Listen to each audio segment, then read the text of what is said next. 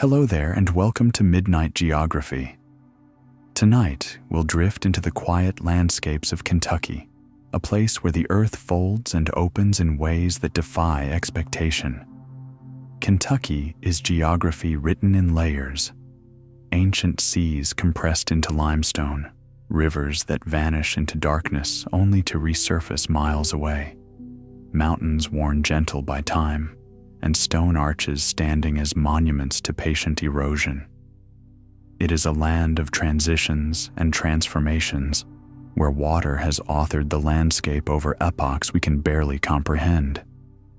If you enjoy these peaceful geographical explorations, consider liking and subscribing. It helps other curious minds find their way here too. But for now, let's begin. Mammoth Cave stretches beneath the hills of Edmonson County like a secret written in darkness.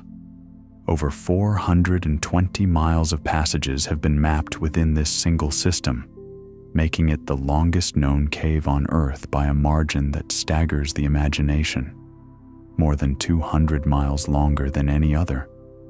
These corridors wind through limestone that was once the floor of an ancient sea, compressed and lifted and slowly dissolved by water that works with the patience only geology understands. The cave doesn't end at what we've discovered. Each year, surveyors with headlamps and measuring tapes push into unexplored passages, finding on average 3 to 5 miles of new tunnels that have waited in absolute darkness since their formation. Mammoth Cave is not a place, but a process, still unfolding, still revealing chambers that may be larger than anything yet found. Above ground, where sunlight reaches stone, Kentucky holds more than 130 natural arches carved from solid rock. The Red River Gorge geological area contains the highest concentration of these formations east of the Rocky Mountains, each arch a testament to the selective power of erosion. Water finds the weak places in sandstone, exploiting tiny fractures, expanding them through freeze and thaw cycles repeated 10,000 times, 100,000 times, until what remains is stone lace stretched across empty air. Some arches are narrow enough to touch both sides at once. Others span distances that make humans feel appropriately small. They stand in forests of hemlock and oak, silent monuments to subtraction, to the art of removal. What impresses about these arches is not what's there, but what's been carried away grain by grain over millions of years. The Mississippi River barely touches Kentucky, just 58 miles along the western boundary where the state reaches toward the great river's course. Yet this narrow contact defines everything about the Jackson Purchase region. The land here knows the Mississippi's moods, its floods that once came annually before the dams, spreading rich sediment across bottomlands. The river's presence pulls the culture and commerce of 8 counties toward its banks, orienting farms and towns and roads toward that line, where Kentucky meets the continent's greatest drainage. 58 miles of river contact, yet the gravitational pull extends 100 miles inland, shaping human patterns as surely as it shapes the land itself. Black Mountain rises in Harlan County to 4,145 feet, the highest point in Kentucky, where the air grows noticeably thinner and cooler. Stand at its summit, and you'll find temperatures averaging 10 degrees lower than the valleys below, a gradient steep enough that you can feel autumn arrive early and spring come late. The mountain wears its elevation like a crown, collecting clouds that miss the lower peaks, wringing moisture from air masses passing overhead. In winter, snow that melts within hours in the valleys below will linger here for days, sometimes weeks, creating a white island floating above the green world beneath. Black Mountain marks where Kentucky reaches its apex before the land begins its long descent westward toward the Mississippi floodplain. From that high point, Kentucky falls away across nearly 4,000 feet of elevation to the Hickman County lowlands, where the state meets the Mississippi at just 257 feet above sea level. This is Kentucky at its lowest, flat, fertile bottomland that floods when the great river rises, land that knows the weight of water pushing against levees and sandbags. The contrast speaks to Kentucky's remarkable range, from mountains where clouds catch on ridgelines to valleys where the land barely rises above the rivers that drain it. 4,000 feet of difference compressed into a few hundred miles of distance, creating every gradation of altitude between extremes. Beneath Bowling Green, Lost River Cave swallows its namesake stream and carries it 7 miles through passages hidden from daylight. 26 million gallons of water flow through these underground channels each day, a river's worth of flow happening in darkness through limestone corridors that humans can only partially access. The water emerges downstream, having traveled through geography we can only imagine, through chambers and narrows carved by its own persistent motion. Lost River reminds us that much of Kentucky's hydrology happens invisibly, in the spaces between stone layers, in the aquifers and underground streams that move beneath our feet, carrying more water than the surface rivers we can see and measure. The Palisades line the Kentucky River with limestone cliffs that rise 300 feet directly from the water's edge, their faces exposing 300 million years of geological history in horizontal bands. These are the bones of ancient seas laid bare, limestone formed from the accumulated shells and skeletons of marine creatures that lived when Kentucky was tropical and submerged. The river has cut down through these layers with determined patience, carving a gorge through stone that resists erosion, yet yields eventually to water's persistence. Stand at the base of the Palisades and look up at rock that remembers oceans, that holds fossils of creatures no human eye ever saw alive. The vertical exposure creates distinct microclimates, cool and damp at the base where sunlight barely reaches, warm and dry at the cliff tops where wind sweeps across the plateau above. Cumberland Gap cuts through the mountains where Kentucky, Virginia, and Tennessee converge, creating a natural passage that funneled 300,000 settlers westward between 1775 and 1810. The gap wasn't carved by human hands, but by the patient work of water and weather, finding the path of least resistance through the ridge. Native Americans knew it long before European settlement, using it as a migration route and highway for millennia.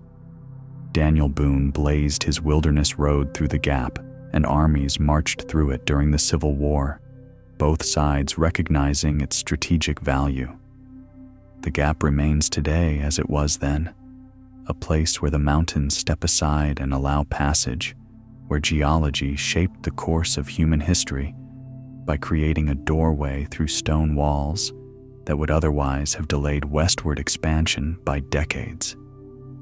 Natural Bridge in Powell County spans 78 feet of empty air and stands 65 feet high, an arch formed approximately 1 million years ago when the roof of an ancient cave collapsed, leaving only this spanning remnant. Time is almost impossible to grasp at this scale. 1 million years encompasses 10,000 human lifetimes, stretches back through all of recorded history and beyond, into ages when humans were just beginning to recognize themselves as different from other creatures.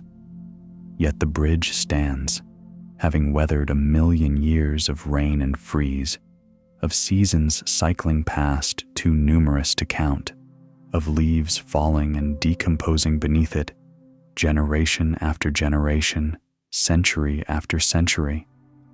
Walk beneath it and feel the weight of stone overhead, held in place by forces we can calculate but never truly internalize, the compression strength of sandstone, the geometry of the arch distributing load to its supports. natural bridge has stood longer than our species has built with stone, and barring catastrophe, it will stand long after we're gone. Kentucky Lake spreads across 160,000 acres of what was once the Tennessee River Valley, its creation behind Kentucky Dam producing 2,380 miles of shoreline, more linear distance than California's entire Pacific coast. This comparison staggers the mind. A reservoir in landlocked Kentucky possesses more shoreline than one of America's largest states, where it meets an ocean. The shoreline winds and doubles back on itself, following every contour of the drowned valley, every cove and inlet created when water rose behind the dam in 1944. Islands that were once hilltops now dot the lake's surface. Towns and farms and forests rest beneath the water, their histories submerged but not erased, occasionally revealed when drought draws the lake down to levels that expose old foundations and roads that once led somewhere above water. The Bluegrass region earns its name from a subtle phenomenon visible only in May when the grass flowers. The distinctive blue tinge comes not from the grass itself in ordinary light, but from something deeper, the limestone bedrock beneath releasing calcium and phosphorus, minerals that concentrate in the plants and create that famous blue cast when thousands of grass flowers open simultaneously in spring sunshine.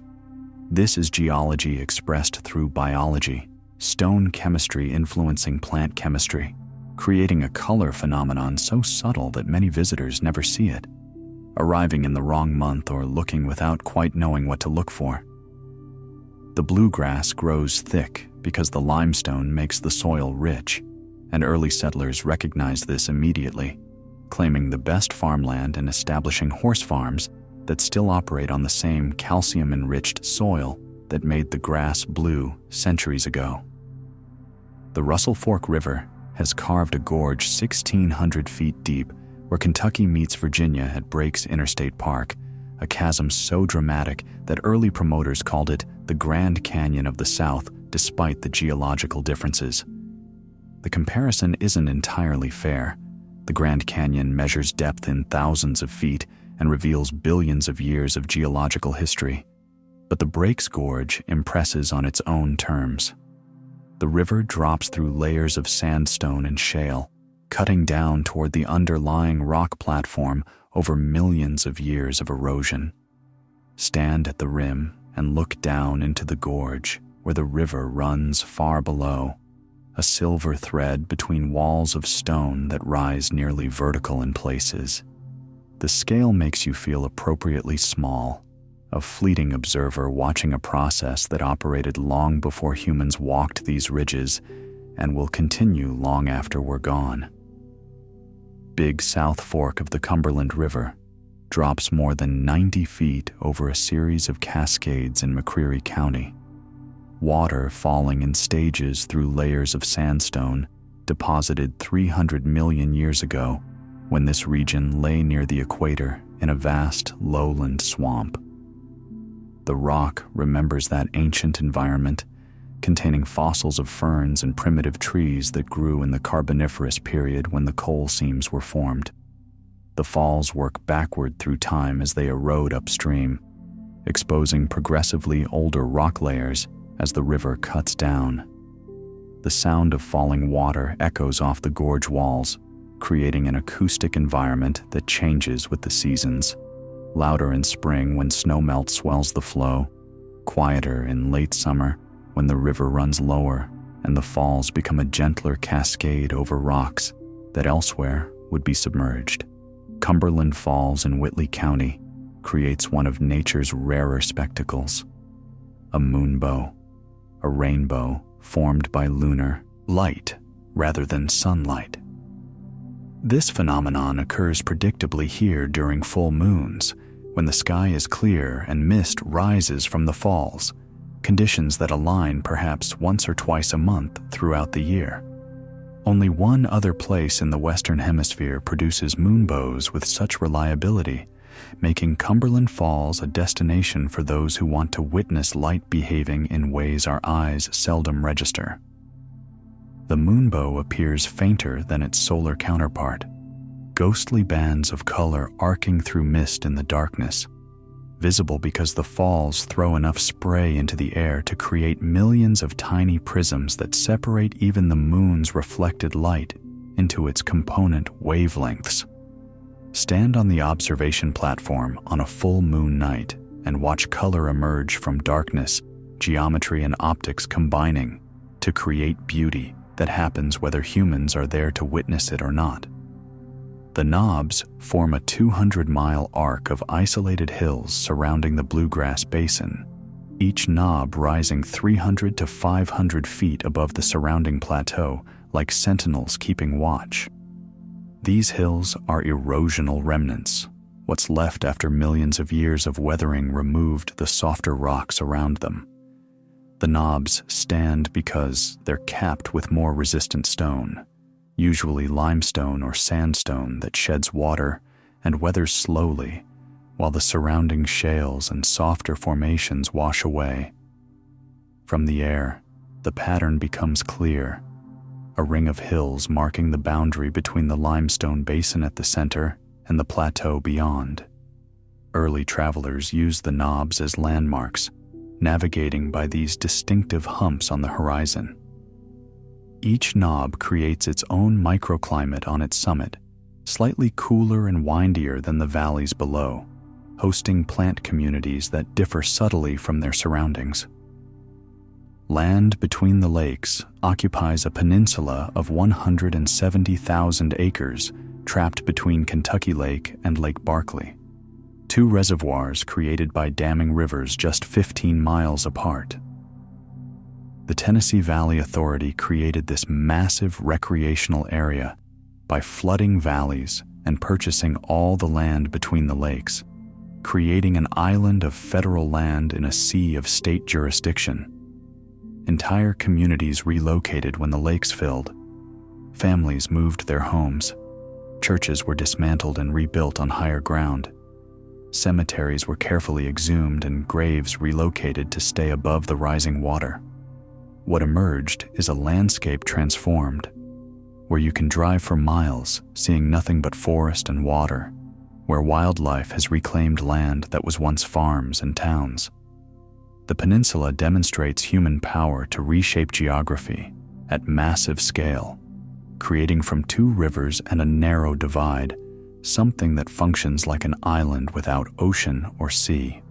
The Ohio River flows 664 miles along Kentucky's northern border, defining the state's entire northern boundary from the mountains in the east to the Mississippi confluence in the west. This river drains water from 14 states, gathering tributaries throughout the Midwest and Appalachia before joining the Mississippi. Stand on Kentucky's bank and look north across water that forms a border, drawn by nature before governments claimed it as their dividing line. The Ohio appears deceptively peaceful most of the time, but its floods have rewritten maps and moved towns to higher ground repeatedly throughout history. The river carries the memory of glaciers. It follows the southernmost extent of Ice Age glaciation, its valley carved by meltwater from continental ice sheets.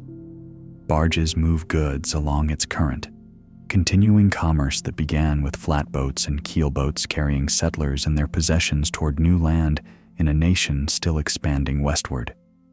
Carter Caves State Resort Park contains 20 known caverns within just 2 acres of surface area, the highest density of cave openings anywhere in Kentucky. This is karst topography expressing itself with particular intensity, limestone riddled with passages where slightly acidic water has dissolved pathways through the rock.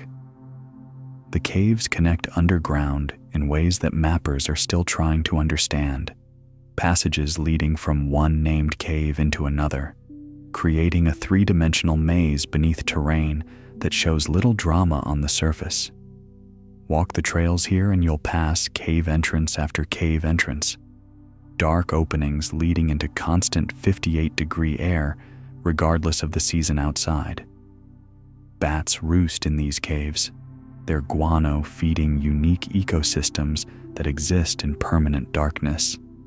Salamanders, blind and pale, live their entire lives underground, evolution having taken their eyes over countless generations spent where light never penetrates.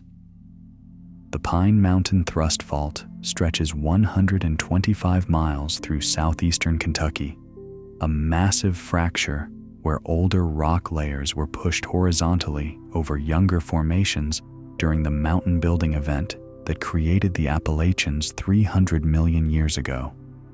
This isn't a simple crack, but a fundamental disruption of geological order, where rocks that should lie deep beneath the surface now sit exposed on mountainsides, thrust over formations that are actually millions of years younger but now lie beneath.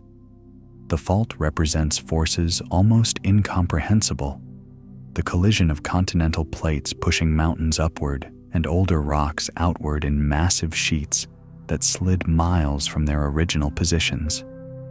Stand on Pine Mountain, and you're standing on stone that traveled, that was displaced by tectonic forces we can measure and model, but never truly internalize at the scale they operate. The mountain remembers that collision, preserves it in the angles and relationships of its rock layers, a library of ancient catastrophe readable to those who know the language of stone. Yahoo Falls drops 113 feet over a sandstone cliff in the Big South Fork region, making it Kentucky's tallest waterfall and one of the highest vertical drops anywhere east of the Rocky Mountains. The water falls free for most of that distance, especially during spring, when snowmelt and rain swell the flow, creating a curtain of white that crashes into the pool below with enough force to generate mist that drifts through the surrounding forest. In winter, the falls transform into something entirely different. Ice builds up in layers on the cliff face, sometimes freezing the entire cascade into a blue-white sculpture that climbs back up toward the point where water once fell liquid.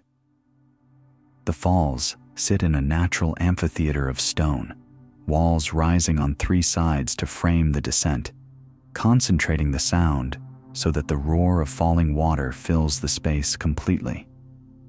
Moss grows thick on rocks within the spray zone, bright green even in winter, sustained by the constant moisture. Yahoo Falls demonstrates water's power to shape stone, cutting backward into the cliff face millimeter by millimeter, year by year, slowly eroding the lip over which it pours in a process that will continue long after human names for these places have been forgotten. The Green River flows 384 miles entirely within Kentucky's borders, draining 1/4 of the state's land area as it winds from its headwaters in Lincoln County to its confluence with the Ohio River. What makes this river remarkable beyond its length is its biological richness. 151 species of fish inhabit its waters, more than any comparable watershed in North America. This diversity arises from the river's varied character, its mixture of fast riffles and slow pools, its connection to both highland and lowland ecosystems, its relative lack of major dams along most of its length, allowing fish to migrate and spawn in their ancestral patterns. Freshwater mussels carpet sections of the riverbed, their shells opening and closing in currents that bring food and oxygen. The Green River moves through landscape mostly unseen by casual travelers, avoiding cities, flowing through farmland and forest with a quietness that belies its ecological importance. It carries sediment from across its watershed, painting the water brown or green depending on recent rains. Writing the history of the land, it drains in the chemistry and suspended particles of its flow. Raven Run Nature Sanctuary protects 734 acres in Fayette County, where the Kentucky River has carved a gorge deep enough to create microclimates that shelter 600 plant species, 19 of them found nowhere else in the state. The gorge walls block wind and trap moisture, creating conditions distinctly different from the plateau just hundreds of feet away. Species that normally grow much farther north find refuge here in the cool shadows, where summer heat penetrates only briefly each day. The sanctuary sits within easy reach of Lexington's suburbs, yet stepping onto its trails feels like entering a much wilder place, somewhere that remembers what the region looked like before settlement. Hemlock trees grow thick on north-facing slopes, their shade so complete that little grows beneath them. The river flows at the gorge bottom, visible through breaks in the forest canopy, its presence heard as a constant background murmur. Springs emerge from the hillsides, water percolating through limestone until it meets an impermeable layer and flows out into daylight, each spring creating its own tiny ecosystem of moisture-loving plants. The sanctuary preserves not just rare plants, but the precise combinations of elevation, exposure, and moisture that allow them to persist.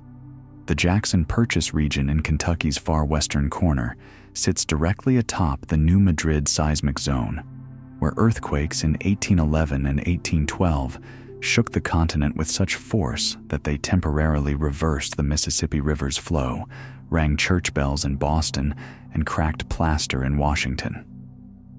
These were among the most powerful earthquakes ever recorded in North America, estimated at magnitude 7.5 or higher, occurring in a sequence over several months that terrified settlers who had no framework for understanding what was happening. The ground rolled in waves. Entire forests fell as their roots lost purchase in liquefied soil. The earthquakes created Reelfoot Lake when land subsided and the Mississippi flowed in to fill the depression. Today, the seismic zone remains active, generating small trembles regularly and reminding geologists that the stresses in the Earth's crust here haven't been fully released. The Purchase region's flat landscape shows no obvious signs of this underlying instability. No mountains or fault scarps to warn observers that the ground itself can suddenly become unreliable. People farm this land, build homes, go about their lives on a surface that history proves can shake violently, though when the next major earthquake will come remains unknowable. Cave Run Lake covers 8,270 acres in northeastern Kentucky, its waters flooding what was once continuous forest in the Daniel Boone National Forest. 148 miles of shoreline wind through country where elevation changes dramatically, ridges rising several hundred feet above the water's surface. The lake filled in 1974 when the Army Corps of Engineers completed the dam, creating a reservoir that provides flood control and recreation where valleys once ran uninterrupted from ridge to ridge. Trees that couldn't be cleared before flooding still stand underwater in some areas, their trunks and branches creating structure that fish use for cover and spawning. The lake's clear water allows sunlight to penetrate deeper than in many reservoirs, supporting plant growth and the aquatic insects that feed the fish population. In early morning, mist rises from the water's surface when air temperature drops below the lake's temperature, creating an ethereal landscape where shore and sky blur together in white haze. The surrounding forest comes down to the water's edge in most places, creating a shoreline that feels remote despite the proximity to towns and highways. The Red River cuts through Kentucky in defiance of geological logic, flowing north to south in a pattern geologists describe as flowing backward. Most rivers follow slopes that developed as the land uplifted, but the Red River maintains a course that predates the current landscape, cutting down through rock layers as they rose, maintaining its path even as everything around it changed elevation. This persistence creates a river that flows upstream in geological terms, moving from younger rocks to older ones as you follow it downstream, crossing time boundaries written in stone. The river has carved a gorge through sandstone, creating the famous Red River Gorge with its concentration of natural arches and rock shelters. The name comes from the iron-rich sediment that colors the water rust red after heavy rains when erosion washes soil from the surrounding slopes. During normal flow, the water runs clearer, revealing the bedrock beneath, the layered stone that tells the story of ancient river deltas and coastal plains that existed here 300 million years ago when Kentucky occupied a different latitude and the continents were arranged in patterns we can only reconstruct through careful measurement and reasoning. Pilot Knob rises 730 feet above the surrounding terrain in Powell County, a lone sentinel visible for 30 miles in clear conditions. The knob sits isolated from other high points, making it a natural landmark that early travelers used for navigation long before roads and signs marked the way. From its summit, the view extends across multiple counties, revealing how the land undulates in waves of ridges and valleys extending toward every horizon. The knob's elevation creates distinctly different conditions than the lowlands below. Cooler temperatures, stronger winds, different plant communities adapted to the exposure. In autumn, the forests covering its slopes change color earlier than the valleys, creating a preview of the seasonal shift visible from miles away. The knob represents a stubborn remnant of more extensive rock layers that once covered the entire region, erosion having removed everything around it, while the knob persisted because its stone proved more resistant, or its position provided some protection from the forces that leveled the surrounding terrain. It stands as an island of elevation in a sea of lower country, its persistence a reminder that erosion works selectively, finding and removing weaknesses while leaving the durable stone to mark where the landscape once stood. The Licking River earned its name from the salt licks along its banks where buffalo and other animals once gathered in herds numbering thousands during the 18th century. Salt was precious in inland regions far from ocean sources, and animals traveled great distances to these natural deposits where salt-rich water seeped from the ground or where evaporation concentrated minerals on exposed surfaces. The buffalo are gone now, but the salt licks remain, still attracting deer and other wildlife drawn by the same mineral needs that brought the great herds centuries ago. The river itself flows through northern Kentucky, its three forks draining a vast area before converging and continuing to the Ohio River. Early settlers recognized the value of these salt deposits, establishing salt works that boiled brine to extract the mineral, supplying settlements across the region with a commodity essential for food preservation and nutrition. The licks became gathering places not just for animals, but for humans. First Native Americans who hunted the animals that came to lick salt, then pioneers who valued the salt itself.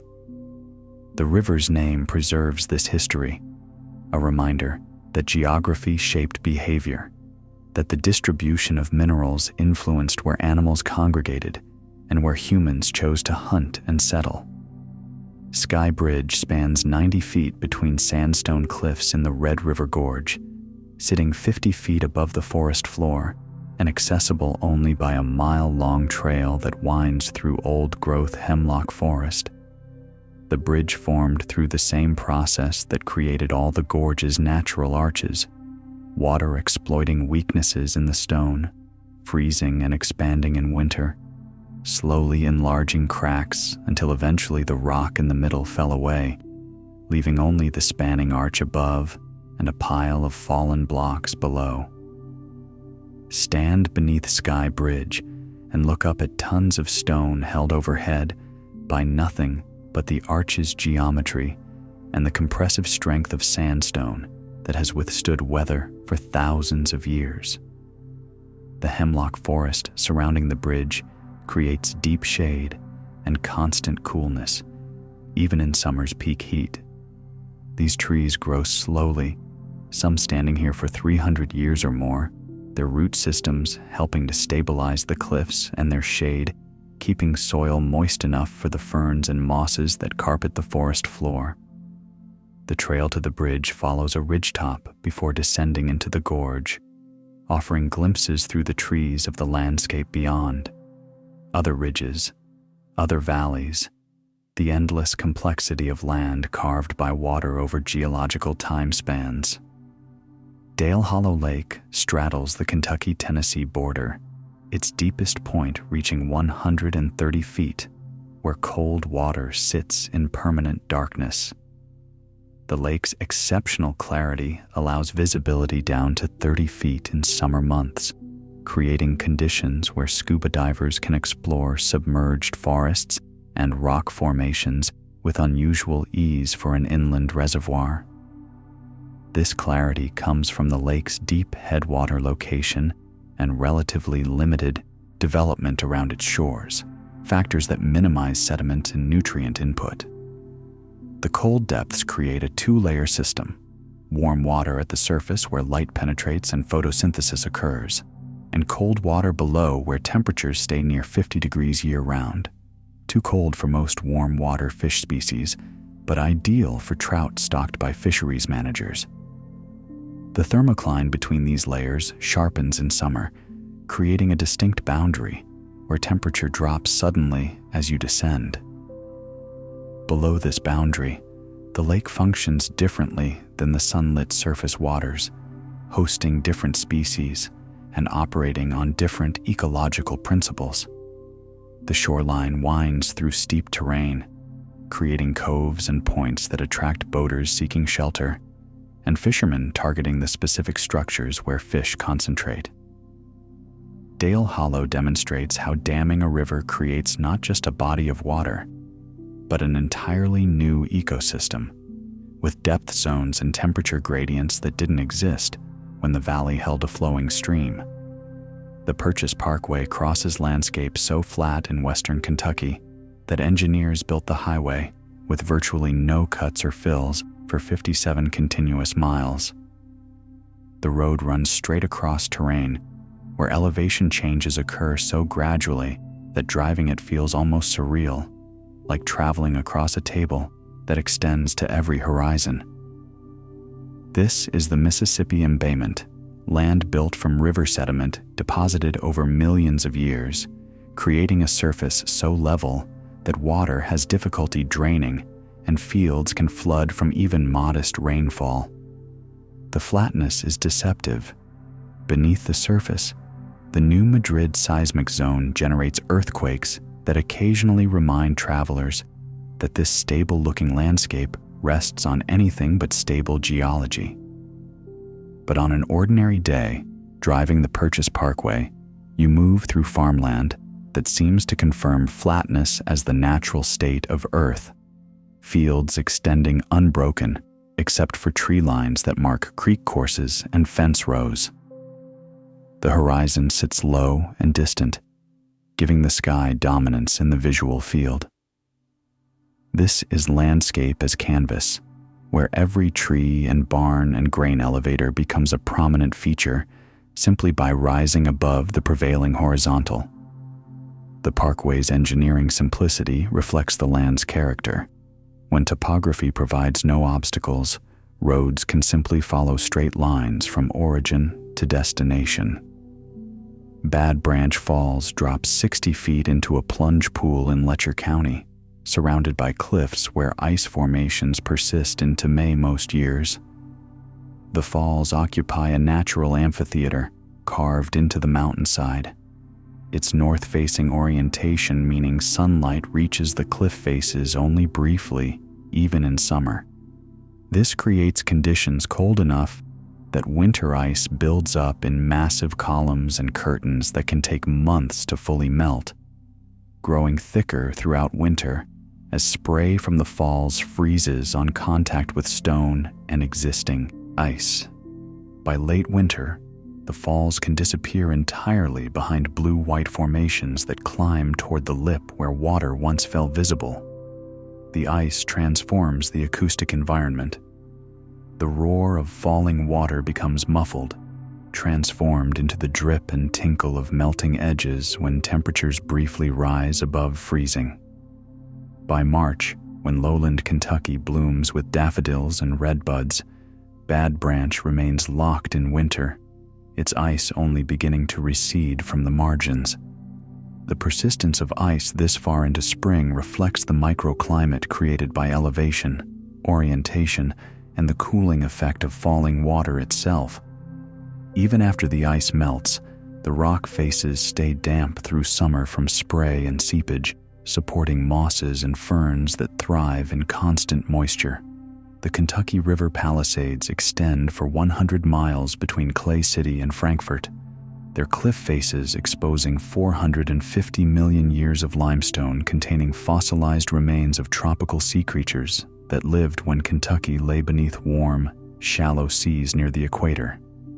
These fossils, corals, brachiopods, trilobites, crinoids, tell a story almost impossible to truly comprehend. The stone that forms these cliffs was once mud and sand and shells accumulating on a seafloor that received sunlight and supported ecosystems as complex and rich as modern coral reefs. Then burial, compression, lithification over millions of years, followed by uplift that brought former ocean floor above sea level, and finally erosion by the Kentucky River, cutting down through the layers to expose fossils of creatures that have no living representatives. The Palisades create a vertical cross-section through time, each horizontal band representing an era when different conditions prevailed, different creatures dominated the seas. You can touch these fossils where they weather out from the cliff faces, actual remains of actual organisms that lived and died hundreds of millions of years ago. Their forms preserved with enough detail that paleontologists can identify species and reconstruct ancient ecosystems. The river continues cutting downward, slowly deepening its gorge, gradually exposing older and older rock layers in a process that operates too slowly for human perception, but inexorably over geological time. Rough River Lake covers 5,100 acres in Breckinridge County, its waters submerging 39 miles of river valley when the dam was completed in 1961. Before the flood, families farmed these valleys, their fields and homes and barns occupying land that had been cleared and cultivated for generations. The Army Corps of Engineers purchased the properties, and residents moved to higher ground, watching as water slowly rose behind the dam, drowning the landscape they knew. Today, the lake's surface shows no sign of what lies beneath. During drawdowns, old foundations emerge briefly, ghosts of the former valley visible in rectangular stone outlines and partial walls that once enclosed rooms where people lived their lives. Roads that once connected farms now lead underwater, their routes sometimes visible on lake maps showing the pre-inundation topography. The lake provides recreation and flood control, benefits that justified the transformation. But for those displaced, it remains a place of loss, where memory preserves a landscape that physical geography has erased. The trade-off, human communities for public benefit, is one made repeatedly in 20th century dam building, creating reservoirs that serve regional needs while erasing local history, burying it literally beneath water and figuratively beneath the decades of new memories created by people who only know the lake as it is now. The Cumberland Plateau covers the eastern third of Kentucky, its flat-topped ridges sitting uniformly at 1,000 to 1,500 feet elevation across millions of acres. This is landscape in layers, horizontal bands of sandstone, shale, and coal stacked like pages in a book, their flatness preserved because the rock hasn't been significantly tilted or deformed since deposition. The plateau's streams have cut valleys into this layer cake, creating the characteristic topography of flat ridges separated by steep-sided valleys, often with vertical cliffs where resistant sandstone caps the ridges and prevents them from eroding as rapidly as the slopes below. Drive across the plateau and you'll climb out of valleys onto level ridge tops, travel for miles across nearly flat terrain, then descend steeply into the next valley, repeating the pattern endlessly. The coal seams within these layers gave the region its economic identity for over a century, their presence shaping communities and livelihoods, though the easily accessible coal is largely exhausted now, leaving questions about what comes next for places defined by a resource that's been substantially removed. The plateau's forests are returning in areas where mining ended, reclaiming stripped land and abandoned mine sites, slowly writing a new chapter in the region's ongoing relationship between humans and landscape. Blue Lick's Battlefield. State Park preserves sulfur springs that bubbled for thousands of years, their mineral-rich waters visible as blue-tinted pools before modern changes altered the flow. The springs emerged from limestone aquifers, bringing water that had dissolved minerals during its underground journey, particularly sulfur compounds that gave the water its distinctive color and smell. Animals knew these springs long before humans. The salt and minerals drew wildlife in great concentrations, and Native Americans hunted here, recognizing it as a place where game would reliably gather. Later, the site became famous as the location of a battle in 1782, one of the last engagements of the Revolutionary War fought west of the Appalachians. But the springs existed before these human events and continued after, their flow depending on rainfall and groundwater levels, their character changing as human activity altered the surrounding landscape. Today, the springs flow less vigorously than historical accounts describe, their discharge reduced by changes in land use and water extraction in the watershed that feeds them.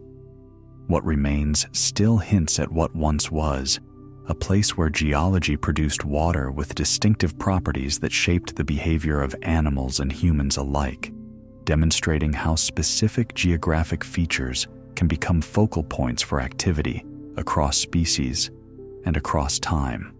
Nolan Lake covers 5,795 acres in Edmonson County, its waters filling valleys that once contained 19th century iron furnaces whose stone foundations still stand underwater. These furnaces processed iron ore using charcoal made from the surrounding forests, operations that employed dozens of workers and produced iron for tools, implements, and construction in the decades before railroads made imported iron economical. The furnaces were built to last, their stone stacks and foundations constructed to withstand the intense heat of smelting, and many proved durable enough to survive even when submerged. Divers sometimes visit these underwater ruins, exploring structures that retain their basic form despite decades beneath the lake's surface. The furnaces represent an economic era when local resources shaped industrial location. Iron ore in the area, unlimited wood for charcoal in the surrounding forests, and limestone for flux in the smelting process, all concentrated in valleys that are now flooded. The lake transformed the region's geography and economy, replacing iron production with recreation, converting working industrial landscape into a place valued for what it provides in leisure rather than what it yields in manufactured goods. The submerged furnaces remain as relics of that transition, monuments to an earlier relationship between humans and this land. The Rockcastle River cuts a 16-mile gorge through the Cumberland Plateau, with walls rising 300 feet, protecting rare plant species that survived the last ice age in its sheltered microclimates. During the Pleistocene, when glaciers covered regions to the north and climate was generally cooler and drier across Kentucky, certain plant species found refuge in deep gorges where conditions remained relatively stable. Protection from wind, reliable moisture from springs and seepage, shade that moderated temperature extremes. When the climate warmed and the glaciers retreated, many species shifted their ranges northward, following the cool conditions they required. But in places like the Rockcastle Gorge, small populations persisted, isolated remnants of larger distributions that existed during the Ice Age. These are sometimes called glacial relicts, species living far from their main ranges, surviving in microhabitats that still provide the conditions they need. The gorge protects them not just from climate, but from human activity.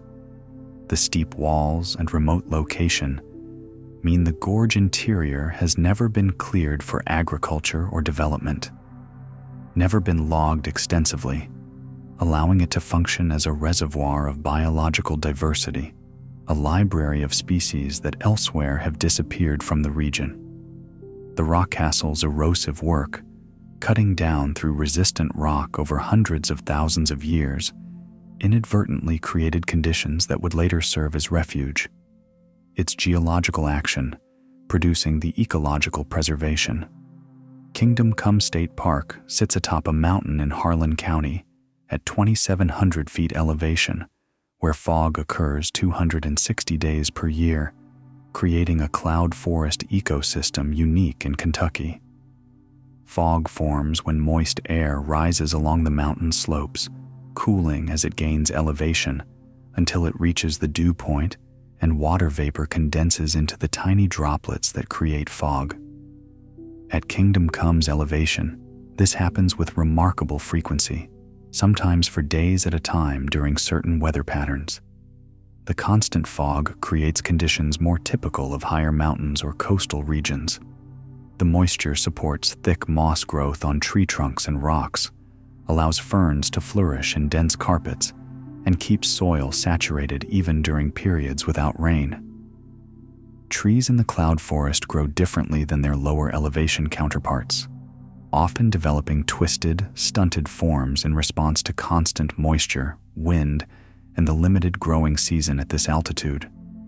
The fog itself becomes a physical presence, reducing visibility to feet or yards, muffling sound, making the forest feel like a place apart from the ordinary world. Visitors ascending to the park drive through multiple climate zones in a few miles, passing from relatively dry lower slopes into the persistent fog at the summit, crossing an ecological boundary as distinct as traveling hundreds of miles north or gaining thousands of additional feet in elevation. The Little River flows through Trigg County's distinctive karst landscape where water routinely disappears into sinkholes only to reappear miles downstream through springs that emerge full-formed, carrying the entire river's flow from underground passages. This is surface drainage in intermittent operation. During dry periods, the river can vanish completely at Swallow Holes, leaving a dry bed for miles until the water resurfaces. During floods, when the underground conduits can't accommodate the full flow, water moves both above and below ground simultaneously, the visible river running over the same bed where it disappeared just weeks earlier. The karst landscape here consists of limestone riddled with solution cavities and passages. The rock slowly dissolved by slightly acidic water over millions of years. Each sinkhole represents a place where the cave ceiling collapsed or where surface water found its way into underground drainage. The system is dynamic. New sinkholes open occasionally when underground voids finally breach the surface, while others fill with sediment or become plugged with debris. Living with karst means accepting that hydrology happens mostly invisibly, that the streams you see represent only the moments when water happens to be moving on the surface, rather than through the much more extensive network of passages that exist hidden beneath the fields and forests. Dog Slaughter Falls drops in 2 stages over 40 feet in McCreary County, its name preserving an 18th century incident now lost to history but frozen permanently in local geography. Names outlast the stories that birthed them, becoming fixtures on maps long after the events they commemorate fade from memory and living knowledge. What happened at this waterfall to earn such a stark designation? The records don't say. Perhaps a hunting party lost their dogs to the fall's currents or cliffs. Perhaps something grimmer occurred.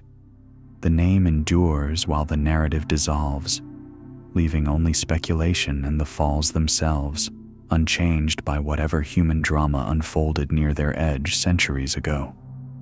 The water falls in 2 distinct drops, each with its own pool carved into stone by thousands of years of erosion. In spring, the falls roar with snowmelt. In late summer, they diminish to a gentler cascade where you can hear individual streams separating as water finds paths between rocks. The forest around the falls changes with the seasons, laurel blooming in late spring, leaves turning in October, ice coating the rocks in January when spray freezes on contact with surfaces already cold from weeks of winter. The falls persist regardless of names or stories, operating according to gravity and geology, indifferent to the human narratives that briefly attach to landscape features before time erases them. Barren River Lake contains 10,000 acres of water, impounding a river whose name embodies historical irony. Early settlers found the region's canebrakes so dense they assumed the soil must be infertile. Surely nothing useful could grow where cane thrived so aggressively. They named it Barren River, a designation that proved completely wrong. The cane indicated exactly the opposite of what the settlers believed: rich, productive soil capable of supporting dense vegetation. The canebrakes were subsequently cleared, revealing bottomland as fertile as any in Kentucky, suitable for growing corn and tobacco and all the crops settlers hoped to cultivate. But the name stuck, one of those geographical ironies where a place carries a designation that misrepresents its fundamental character. The lake filled these misnamed bottomlands in the mid-20th century, drowning farms that had proven the area's fertility beyond doubt. Today, the lake provides flood control and recreation, its waters covering valleys where crops once grew, where farmers worked land that contradicted the name they used for the river that drained it. The irony persists. A barren river creating a lake that supports abundant fish populations and recreational use. Its name a reminder that first impressions and early designations often misread the land they attempt to describe. The Middlesboro Basin in Bell County forms a 3-mile-wide circular depression created by a meteor impact 300 million years ago, one of only 3 confirmed impact craters east of the Mississippi River. A piece of the solar system struck this spot with enough force to vaporize instantly, to liquefy rock, to send shock waves through the earth that fractured and deformed stone layers for miles around the impact point. The collision released energy equivalent to multiple nuclear weapons, creating pressures and temperatures that transformed the rock at ground zero, producing minerals and structures that can only form under extreme impact conditions. The basin's circular shape reveals its origin to those trained to recognize such features, though for centuries people simply knew it as an unusual valley, not understanding they lived in a scar made when celestial mechanics brought a wandering rock into intersection with Earth's path. The town of Middlesboro sits inside the crater, built in the basin without its residents initially realizing the cosmic violence that shaped the ground beneath their homes. 300 million years have softened the crater's edges, filled its interior with sediment, covered the impact site with forest and development. But the fundamental structure remains, recognizable in the circular pattern of ridges that surround the basin, in the unusual rock formations that puzzled geologists until they understood what they were seeing, evidence of the moment when extraterrestrial and terrestrial geography collided. Buckhorn Lake extends 1,230 acres through mountain valleys in Perry County, where entire communities relocated when the Army Corps of Engineers dammed the Middle Fork Kentucky River in 1960. Families with generations of history in these valleys moved to higher ground, taking with them what could be transported and leaving behind what couldn't. Homes, barns, cleared fields, the specific places where their lives had unfolded. The lake filled the valleys slowly as the dam impounded water, creeping up hillsides and covering bottomlands where gardens had grown and livestock had grazed. What couldn't be moved was abandoned to the rising water. Foundations, fences, stone walls marking property boundaries that no longer mattered. Today, these structures remain underwater, occasionally visible during drawdowns when drought or maintenance lowers the lake level and reveals ghostly reminders of the landscape that existed before. For those displaced, the lake represents loss, even as it provides regional benefits in flood control and recreation. Their former homes rest beneath water that kayakers now paddle across. There, fields have become lake bottom, where fish swim over what were once gardens and pastures. The geography changed completely. Valleys transformed from terrestrial to aquatic environments. The fundamental character of the place, altered by human engineering, that treated water as more valuable in storage than in flow. The Pennyroyal region takes its name from pennyroyal mint that grows wild across its karst plateau, where sinkholes pockmark the landscape at an average density of 3 per square mile.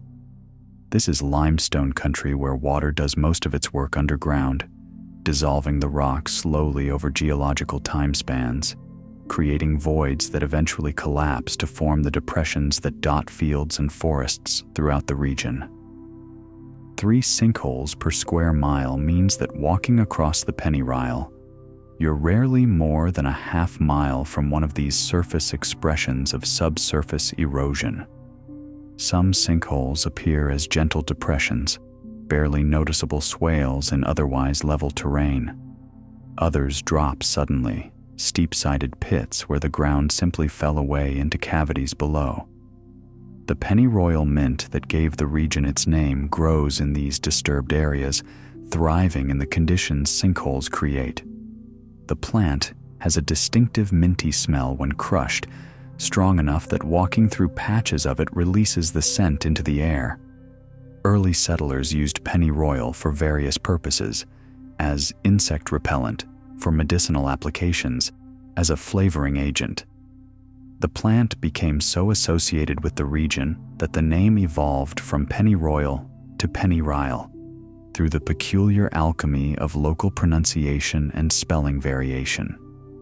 Today, the name marks the region on maps, identifying this karst plateau where surface and subsurface geography interact continuously, where sinkholes continue to form as underground voids expand and occasionally breach the surface, creating new depressions that will eventually host their own colonies of pennyroyal mint.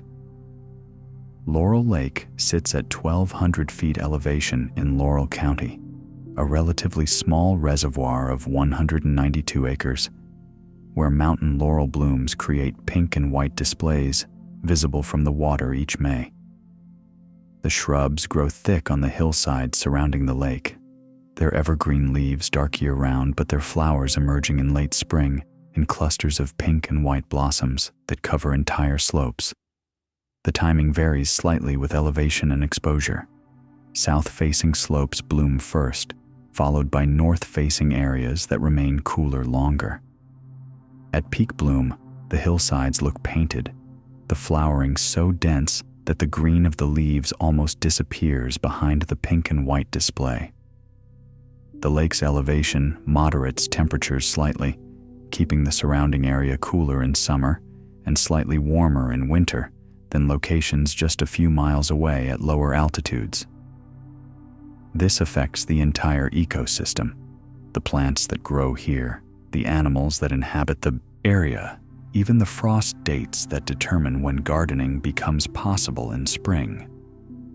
From a boat on the lake's surface, the view in May encompasses water reflecting mountains covered in blooming laurel, a scene that exists for only a few weeks each year when the flowers are open but haven't yet faded.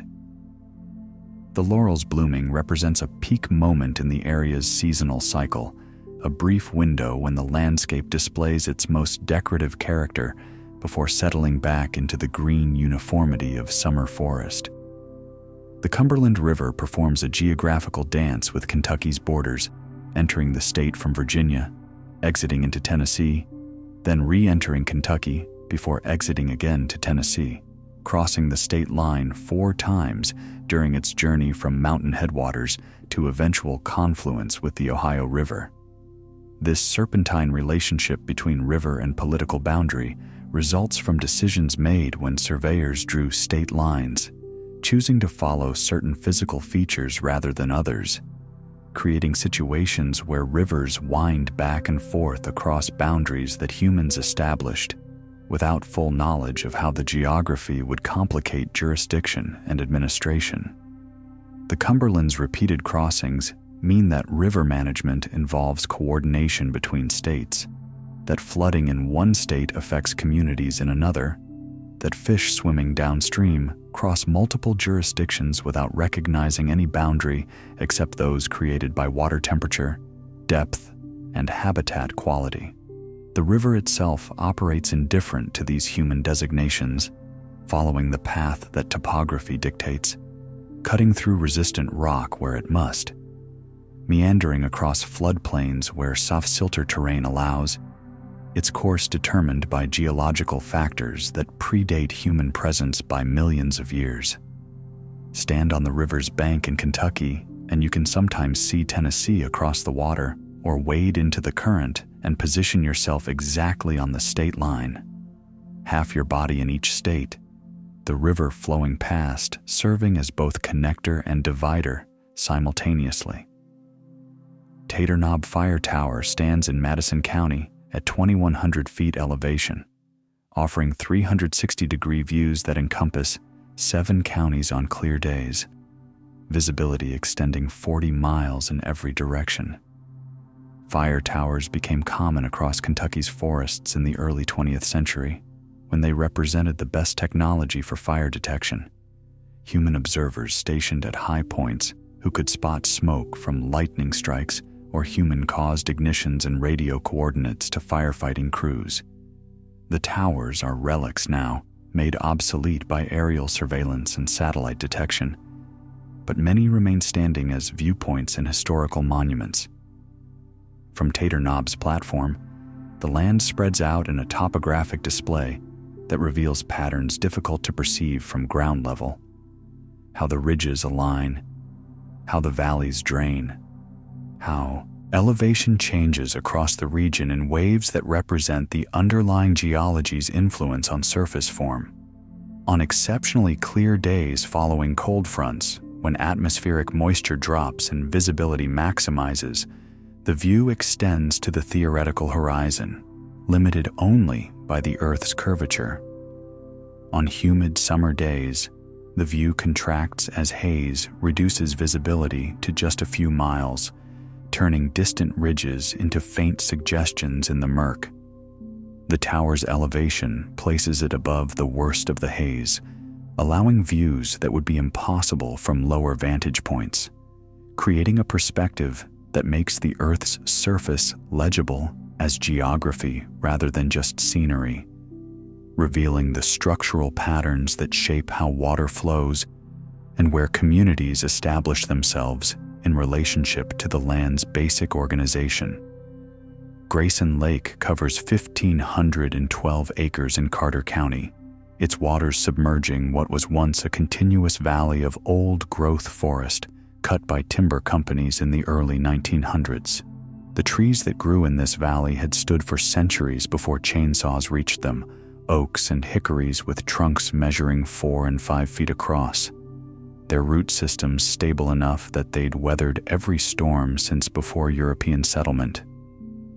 The timber companies cleared these valleys systematically, floating logs down the creek to mills, converting centuries of growth into lumber in a few years of intensive cutting.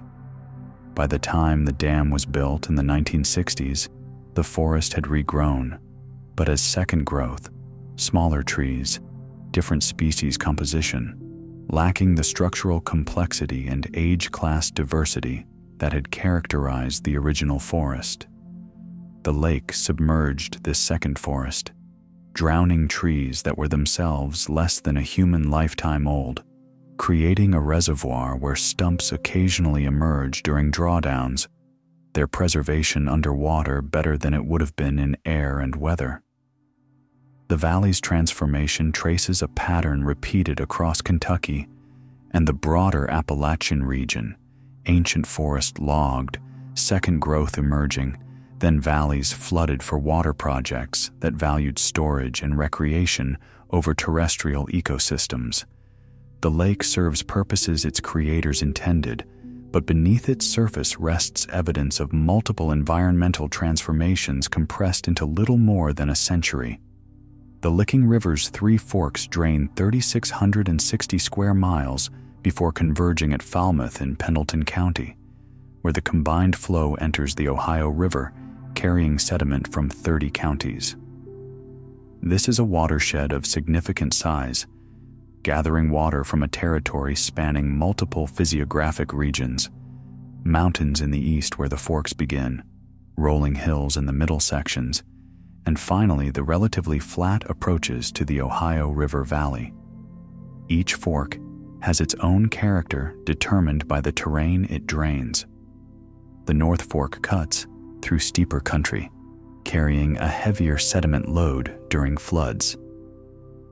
The Middle and South Forks flow through more gentle topography, their waters clearer, but their basins contributing different chemical signatures depending on the underlying geology and land use in their watersheds.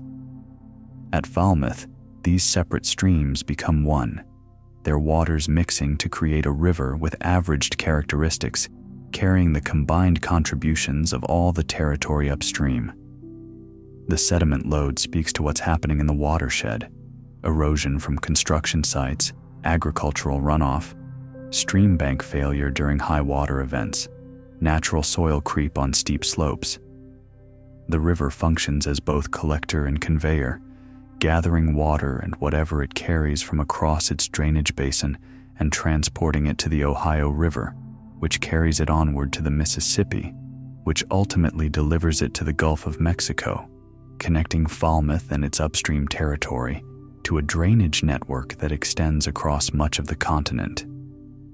Indian Fort Mountain in Berea reaches 1,200 feet elevation and contains a natural rock shelter measuring 85 feet long and 35 feet deep, used by Native Americans for 10,000 years, based on archaeological evidence recovered from its floor. 10,000 years encompasses the entire span of human presence in Kentucky, stretching back to when the climate was still adjusting to the end of the Ice Age, when now extinct megafauna still roamed the landscape, when human populations were small and widely dispersed, dependent on hunting and gathering rather than agriculture.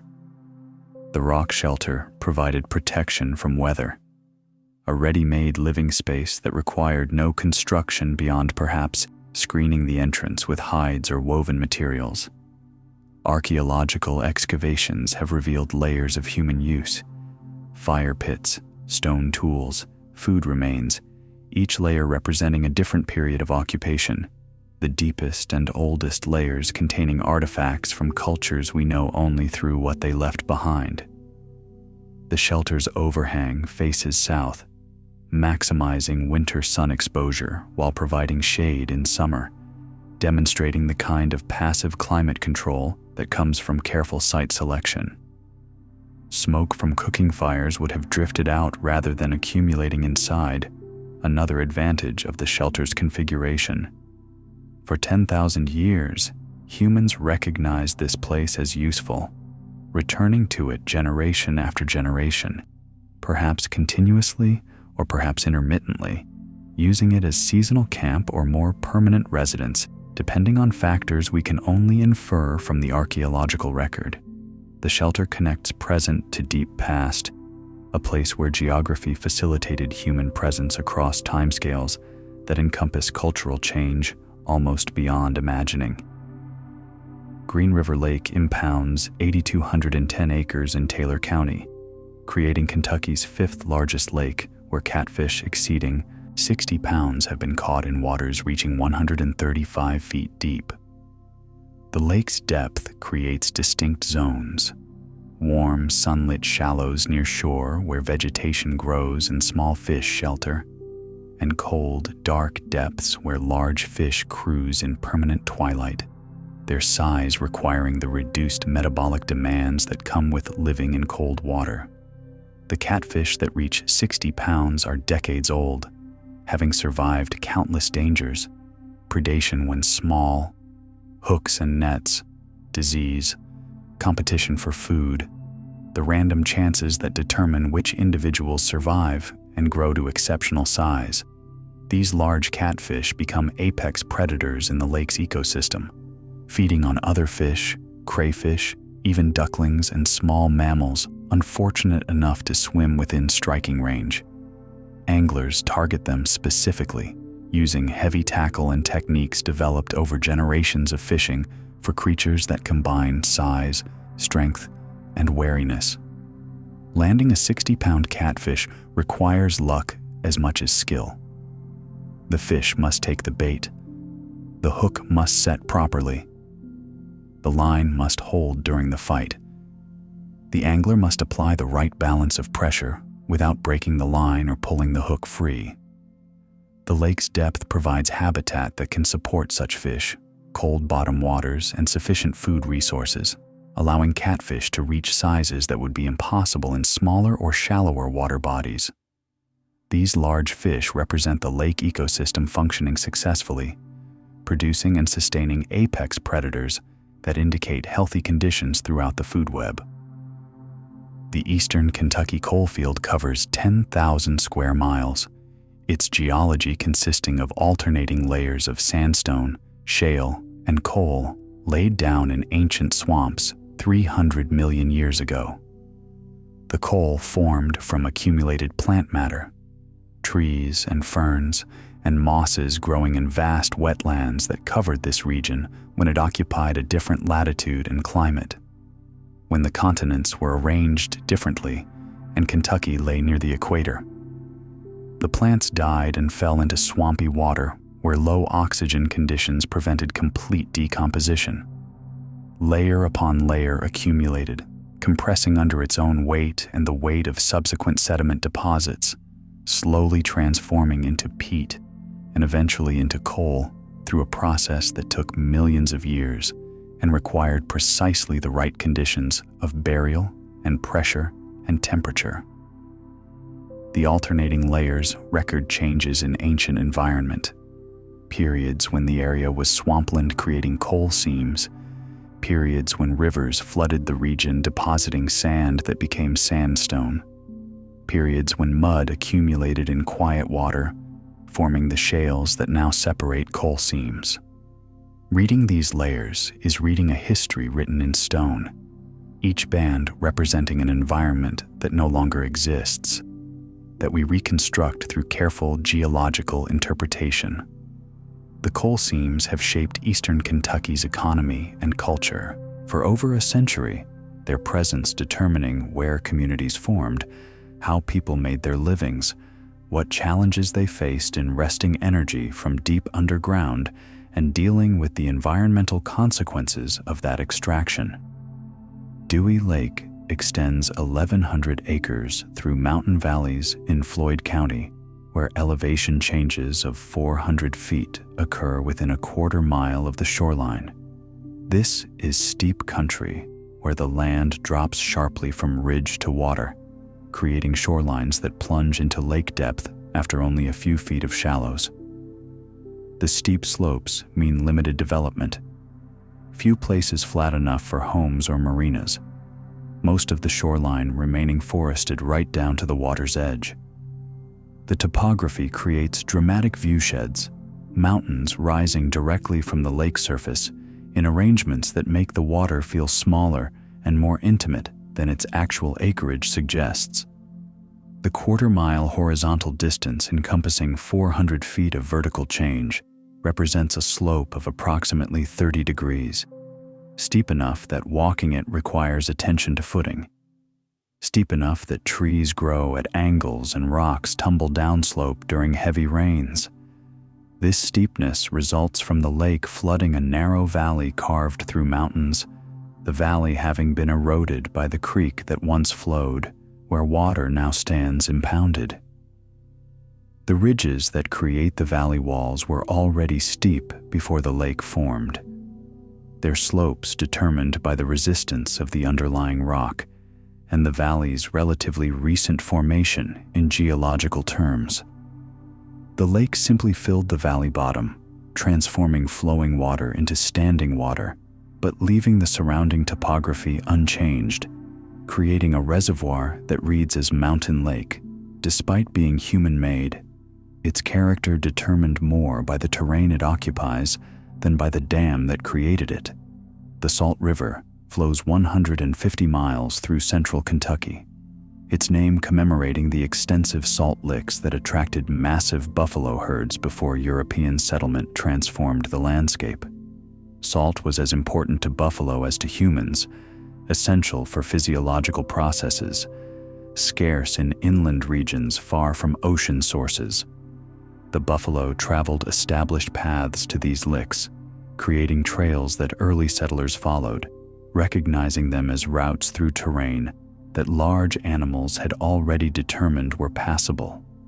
The salt licks became hunting grounds because they concentrated game predictably. Buffalo, deer, elk, all coming to the same locations to obtain minerals their bodies required.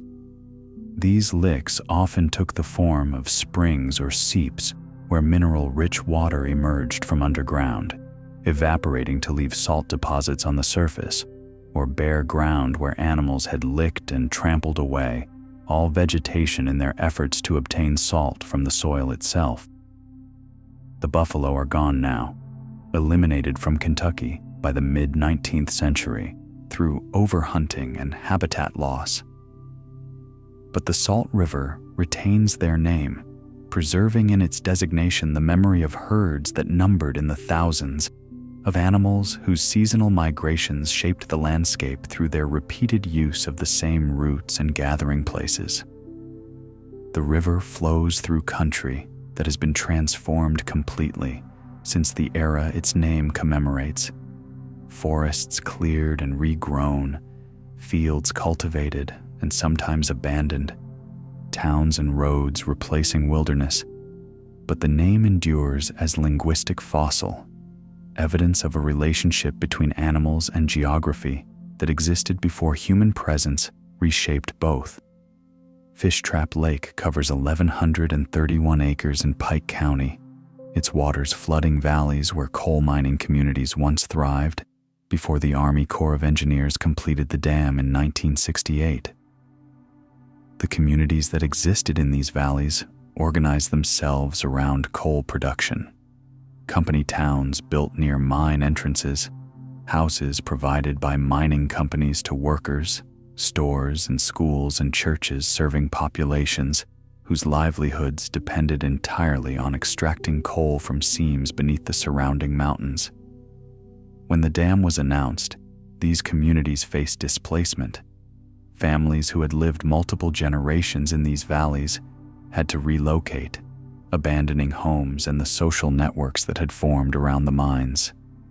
The lake filled the valleys gradually, covering mine entrances and tipples, submerging the infrastructure of coal extraction along with the residential areas. Today, The lake provides flood control and recreation for a region whose economy has shifted away from coal. The industry that built the submerged communities no longer providing the employment it once did.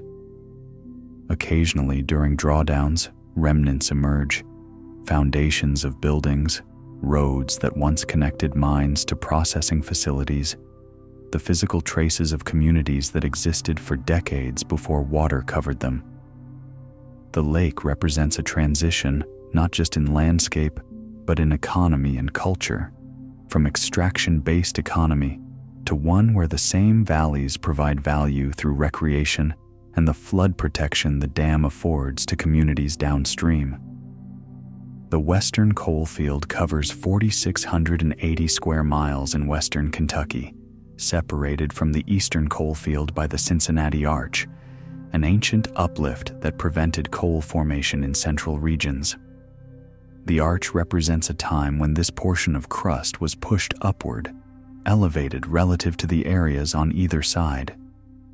During the Carboniferous period, when swamp conditions existed widely across the region, the arched area stood higher, draining better, not accumulating the thick organic deposits that would become coal. On either side, in what are now the eastern and western coal fields, low-lying swamps accumulated plant matter under the waterlogged conditions necessary for coal formation. The arch divided these coal-bearing regions, creating a gap across central Kentucky where the rock layers from the Carboniferous period contain little to no coal. This geological structure shaped economic development centuries later when coal became valuable. The eastern and western coal fields developed mining industries while central Kentucky pursued agriculture. The distribution of mineral resources determined by events 300 million years ago, influencing human activity in the industrial age. The western coalfield's coal differs slightly from eastern coal, reflecting different conditions during formation, different plant communities in the swamps, different degrees of compression and heating over geological time.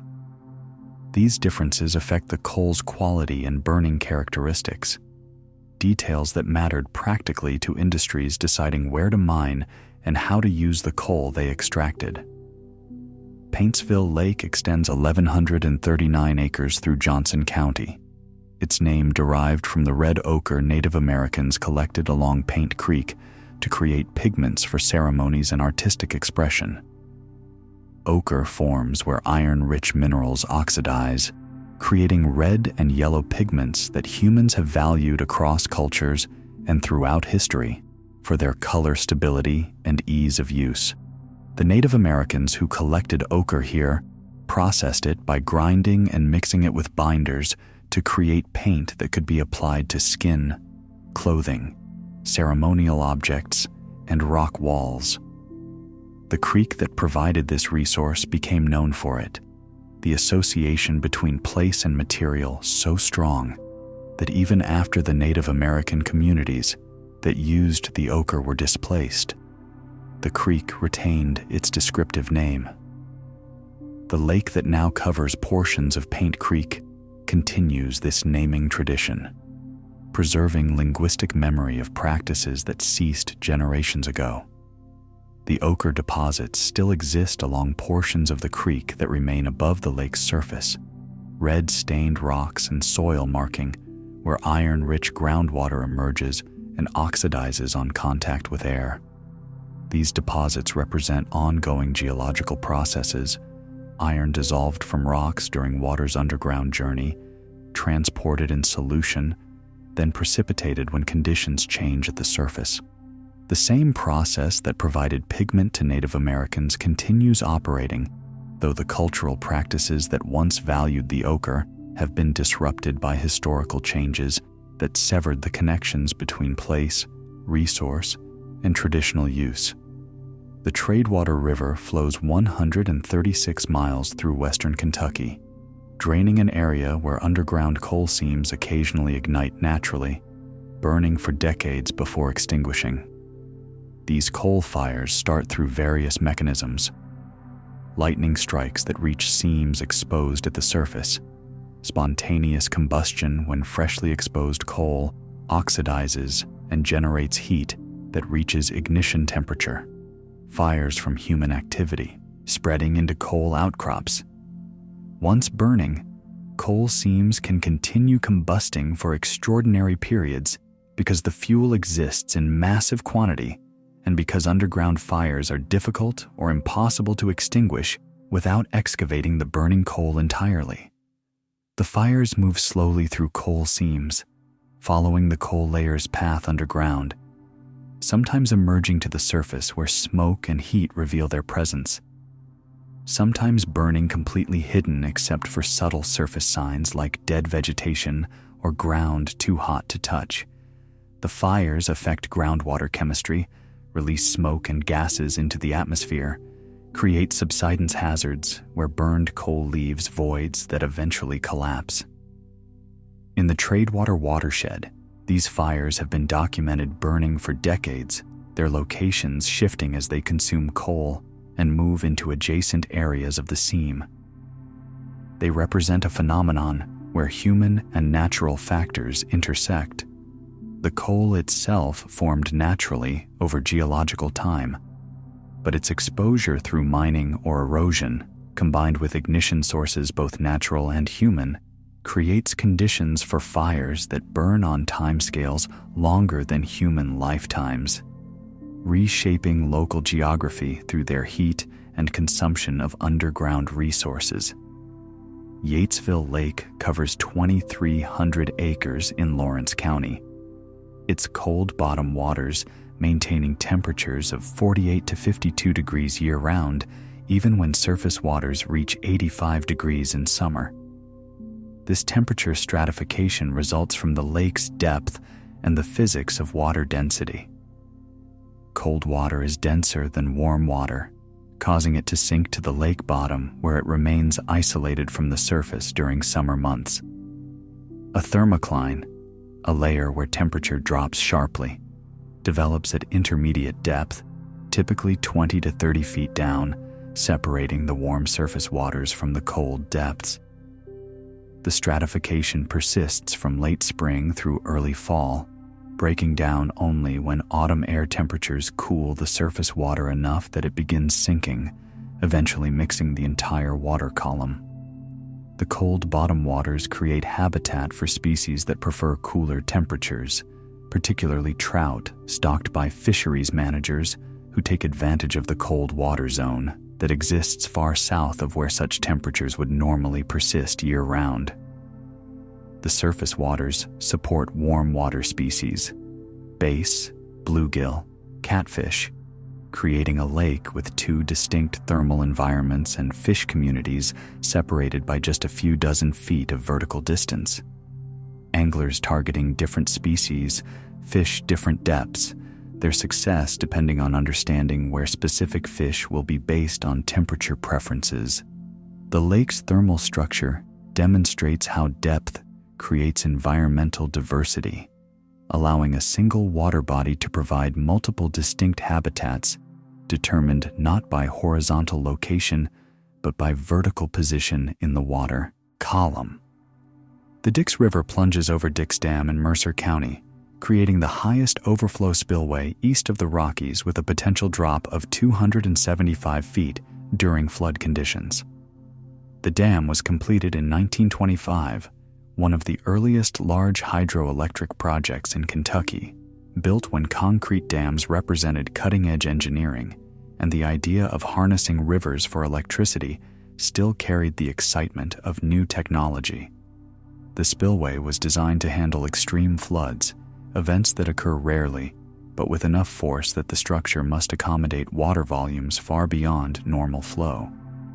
During these flood releases, water cascades down the spillway's face in a white torrent that generates mist visible for miles, the sound audible across the surrounding countryside. The drop concentrates gravitational energy, water accelerating as it falls, reaching velocities that can erode even concrete and stone if not properly designed. At the base, the water crashes into a stilling basin engineered to dissipate energy before the flow continues downstream, preventing the erosive force from undercutting the dam itself. Most of the time, the spillway sits dry, water passing through the dam's hydroelectric turbines instead, the spillway functioning only during periods when inflow exceeds the turbine's capacity. But its presence remains as backup, as insurance against the floods that inevitably come, testimony to engineering that plans for extremes rather than averages. Martin's Fork Lake covers 340 acres in Harlan County at 1,150 feet elevation, where mountain ridges rise an additional 1,000 feet above the water's surface. This is a lake set in mountain country, its scale intimate compared to Kentucky's larger reservoirs, but its setting dramatic. The ridges that surround it create a natural amphitheater, slopes rising steeply from the shoreline to summits that catch the first morning light and hold the last glow of evening. The elevation difference between water surface and ridgetop is enough that the upper slopes and lakeshore experience noticeably different temperatures and weather. Snow might dust the ridgetops while rain falls at the lake, or fog might fill the valley covering the water while the peaks stand clear in sunshine. The lake occupies what was once a narrow valley, its waters filling the space between mountains that were already here, their formation dating back to the collision of continental plates hundreds of millions of years ago.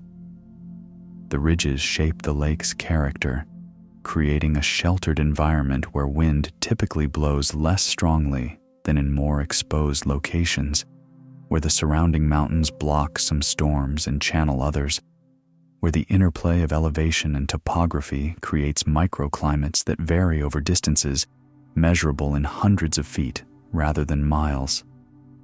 Fishing the lake means reading how these topographic features influence water temperature and fish behavior, understanding that the deep water near steep slopes will be colder than shallow coves, that wind patterns will be disrupted by the ridges, that the mountain setting creates conditions quite different from lakes and flatter terrain.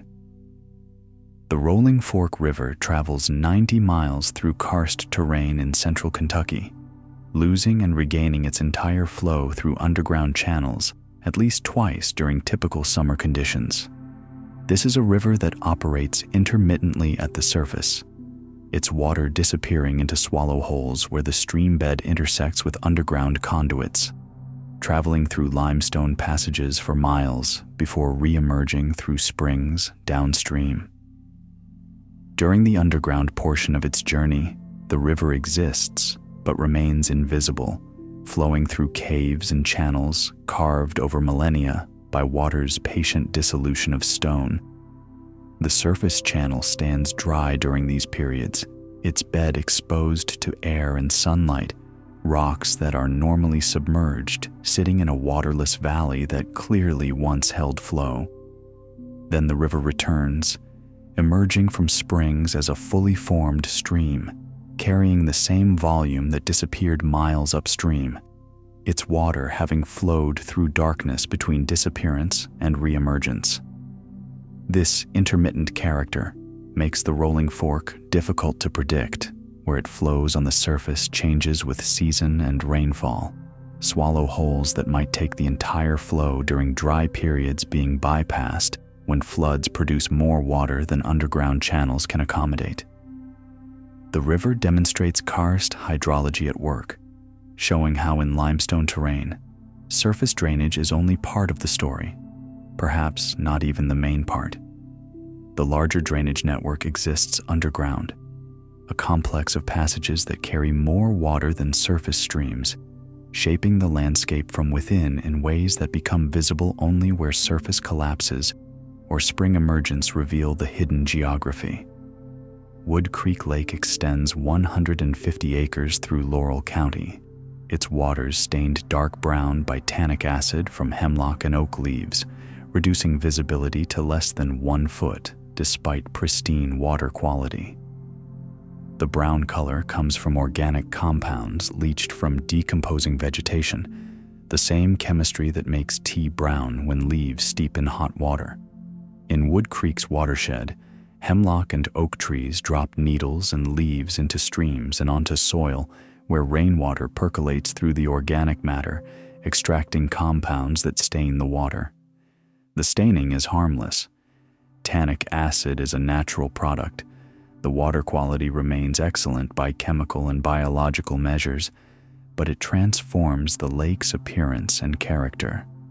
The dark water absorbs light rather than transmitting it, creating conditions where sunlight penetrates only the surface layer, where looking down from a boat reveals nothing beyond the reflection of sky and trees. Fish move through this brown water as they would through clear, their vision and other senses adapted to whatever conditions their environment provides.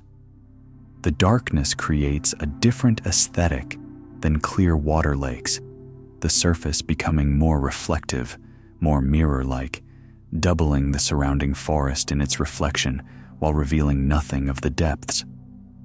The lake feels mysterious because of this opacity, its underwater geography and inhabitants hidden completely, knowable only through sonar or the direct experience of swimming or diving into water, where visibility ends within arm's reach and the world contracts to immediate tactile presence rather than visual surveillance of distant space.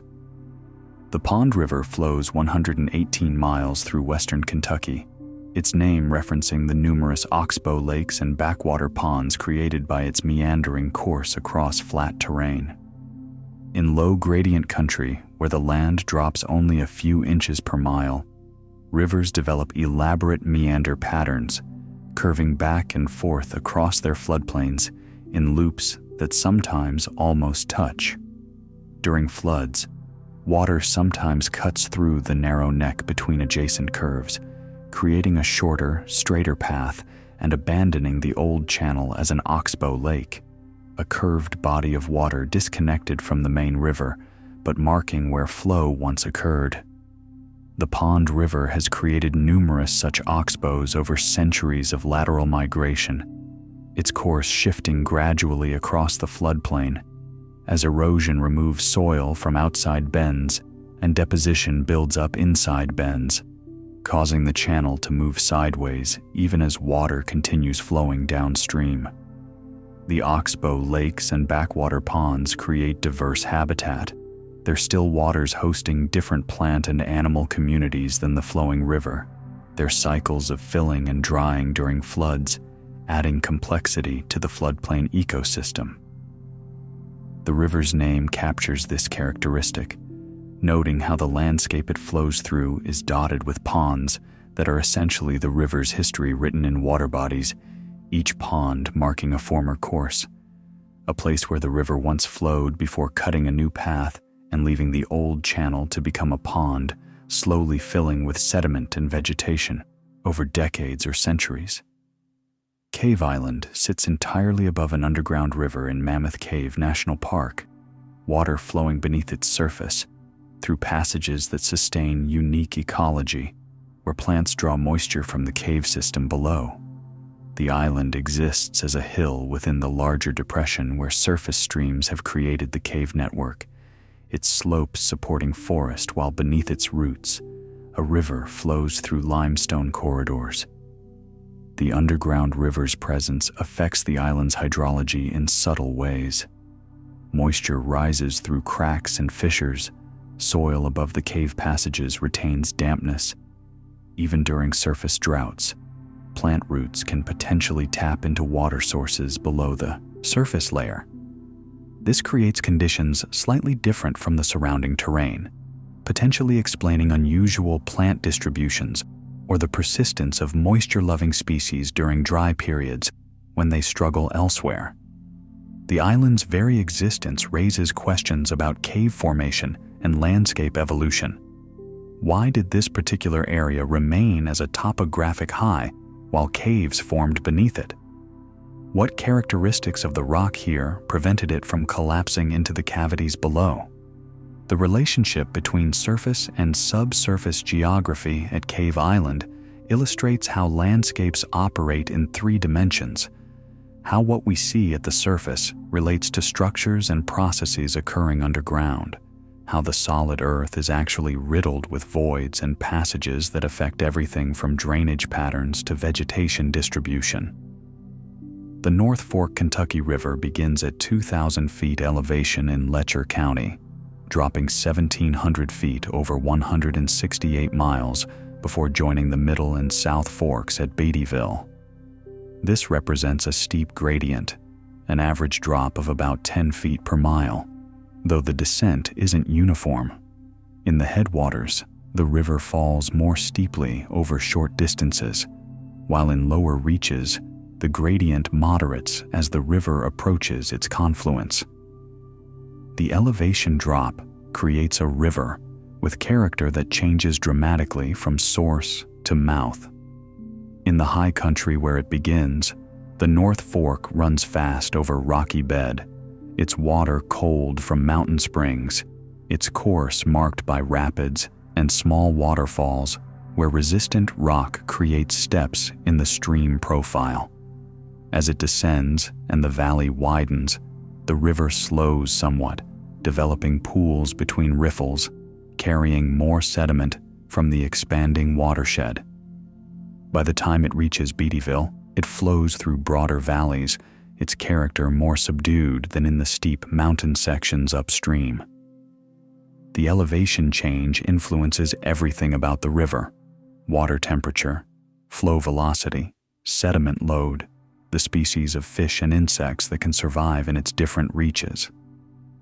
A river dropping 1,700 feet over its course is essentially flowing down a mountain, connecting high-elevation ecosystems with lowland environments, serving as corridor for species movement and as transporter of nutrients and minerals from highland to lowland communities. Taylorsville Lake covers 350 acres in Spencer County, its waters filling a valley where 76 families relocated when the Army Corps completed the dam in 1983. The displacement of these families represents the human cost of reservoir construction, decisions made at regional or national level about flood control and water resource management implemented locally by forcing entire communities to abandon established homes and move to higher ground. Each of the 76 families had its own story, generations of history in the valley, specific attachments to places that would be submerged, the disruption of moving and reestablishing elsewhere. The Corps provided compensation and relocation assistance, following procedures developed over decades of dam building.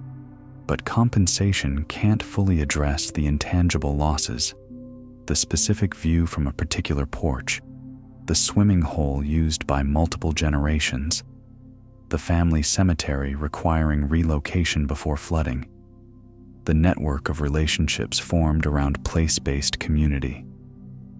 The lake that resulted provides benefits its planners intended: flood control for communities downstream, recreation for a growing population, water supply for future needs.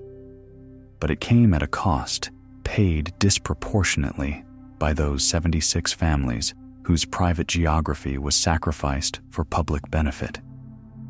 Today, the lake attracts visitors who know only the reservoir, who have no memory of the valley that existed before, for whom the lake is simply a natural feature rather than a landscape transformation that erased previous human presence. Quicksand Creek in Breathitt County earned its name not from sediment, but from the rapid current that made crossings treacherous during spring floods when water levels rose 15 feet overnight. The name captures pioneer experience with the creek during flood conditions, when attempting to ford it could be dangerous or fatal, when the current's strength could sweep people and animals downstream, when the difference between safe crossing and disaster might be a matter of hours as floodwaters rose with startling speed. 15 feet of rise overnight represents the kind of flash flooding that occurs in steep watersheds where rainfall runs off quickly, concentrating in stream channels that can't accommodate the sudden volume increase without rising dramatically.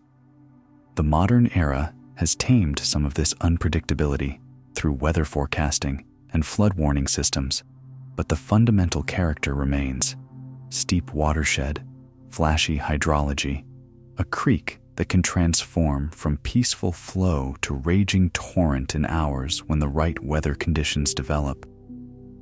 The quicksand reference wasn't accurate in the technical sense. The danger came from current rather than from saturated sand behaving as fluid, but it captured the hazard effectively enough that the name stuck. Geographic names often preserve these early experiences with landscape, commemorating the dangers or benefits that impressed first settlers enough that they chose names reflecting their encounters with rivers, mountains, and other features they needed to describe and remember. Harrington Lake was Kentucky's first large reservoir, completed in 1925 and covering 2,335 acres with a shoreline of 325 miles, more shoreline per acre than most larger lakes.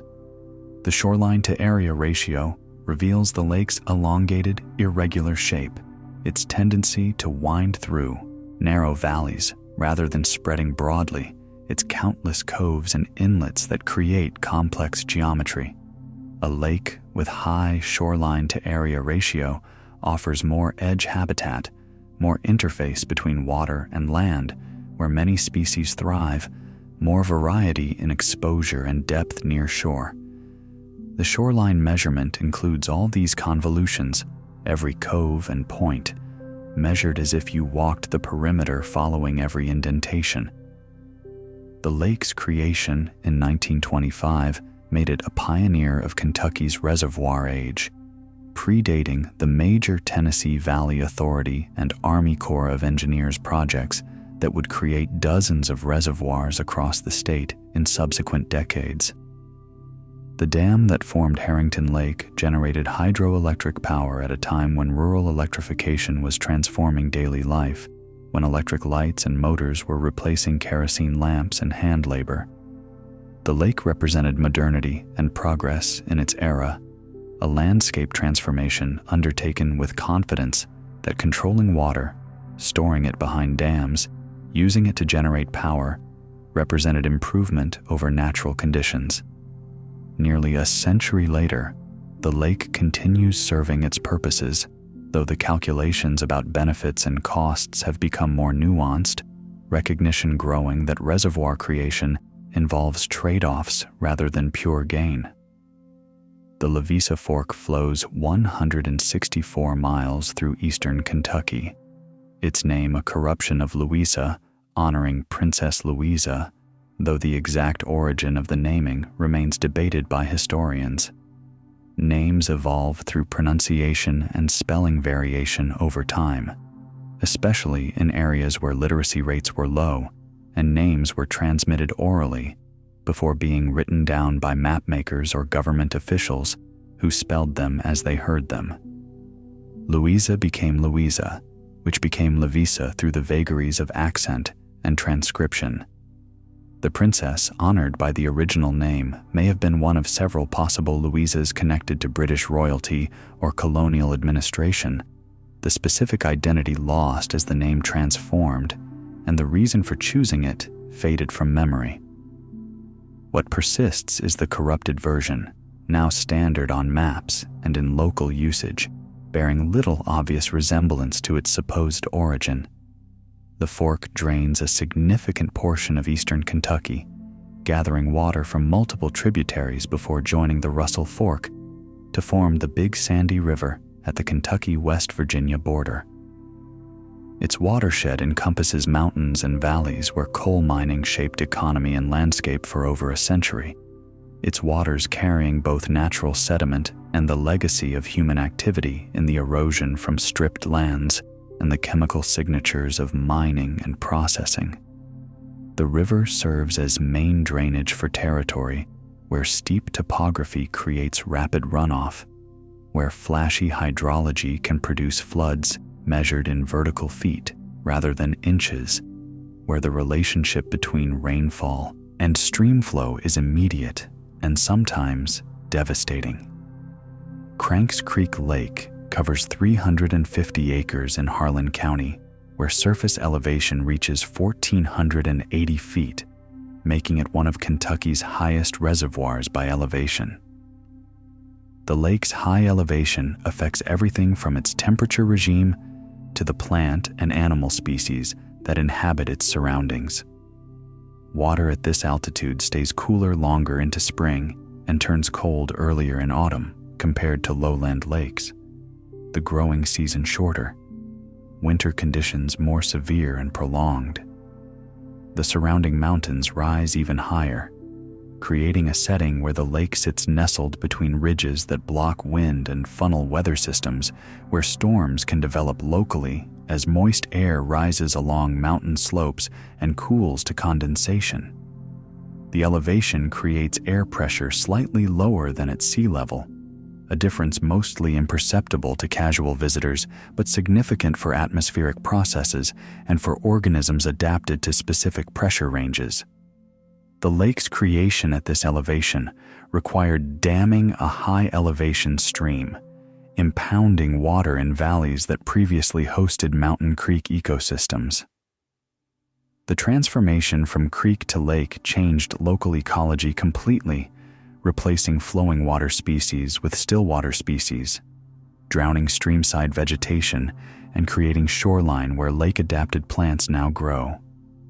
For humans, the lake provides recreation in a mountain setting, its elevation contributing to cooler summer temperatures that make it attractive when lowland reservoirs grow uncomfortably warm. Panther Creek in Daviess County maintains constant flow year-round despite receiving no tributary streams, its water supplied entirely by springs emerging from underground limestone aquifers.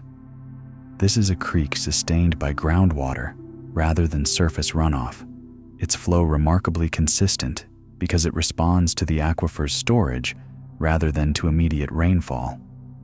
During droughts when most creeks shrink or dry completely, Panther Creek continues flowing, fed by water that entered the aquifer months or even years earlier during wet periods.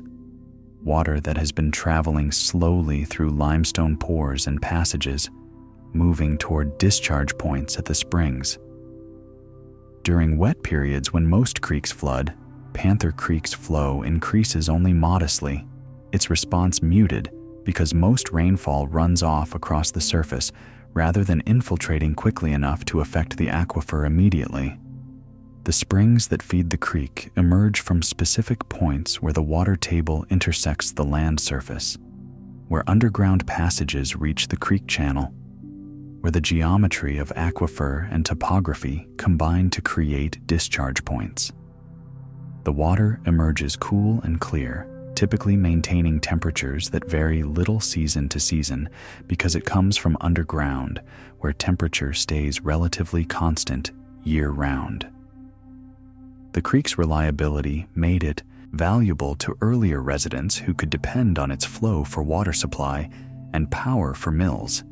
Its consistency, a rare commodity in a region where most surface water varies dramatically with precipitation patterns. Geist Creek Lake extends 325 acres through Shelby County, its cold water discharge creating a tailwater fishery where trout survive year-round 150 miles south of their natural range. The dam releases water from the lake's cold depths rather than from the surface, creating a downstream section where water temperature stays cool enough for trout even during Kentucky summers, when air temperatures regularly exceed 90 degrees. This tailwater habitat is artificial, created by engineering decisions about dam design and operation, but it functions as real habitat for fish that otherwise couldn't survive at this latitude. The trout stocked in this tailwater are maintained by ongoing stocking programs, reproduction being limited in the warmer downstream sections, but individuals can survive and grow in the cold water immediately below the dam. The tailwater attracts anglers specifically because it offers trout fishing in a region where such fishing normally requires traveling much farther north or higher into mountains. The temperature gradient is sharp. Within a few miles downstream, the cold discharge mixes with warmer water from tributaries and surface heating, creating a transition zone where cold water species give way to warm water species, where the aquatic community shifts from one adapted to cool temperatures to one requiring warmth. The lake's influence extends beyond its surface area through this tailwater effect, its cold depths impacting miles of downstream habitat, demonstrating how reservoirs modify not just the valleys they flood, but also the conditions downstream from their dams.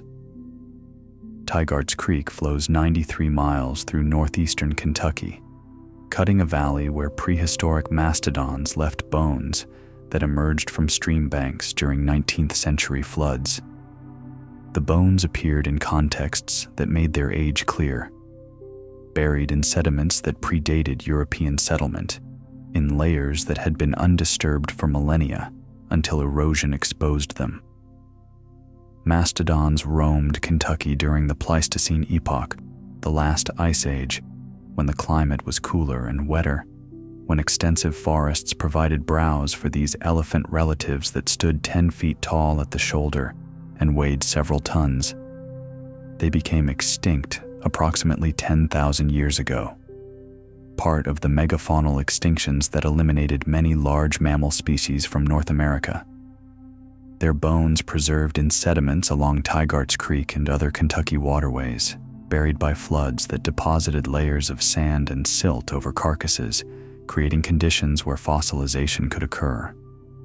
The 19th century floods that exposed these bones cut into stream banks deeply enough to reach the old layers where mastodons had been entombed, washing bones out onto sandbars where farmers and other residents found them, usually without understanding what they represented.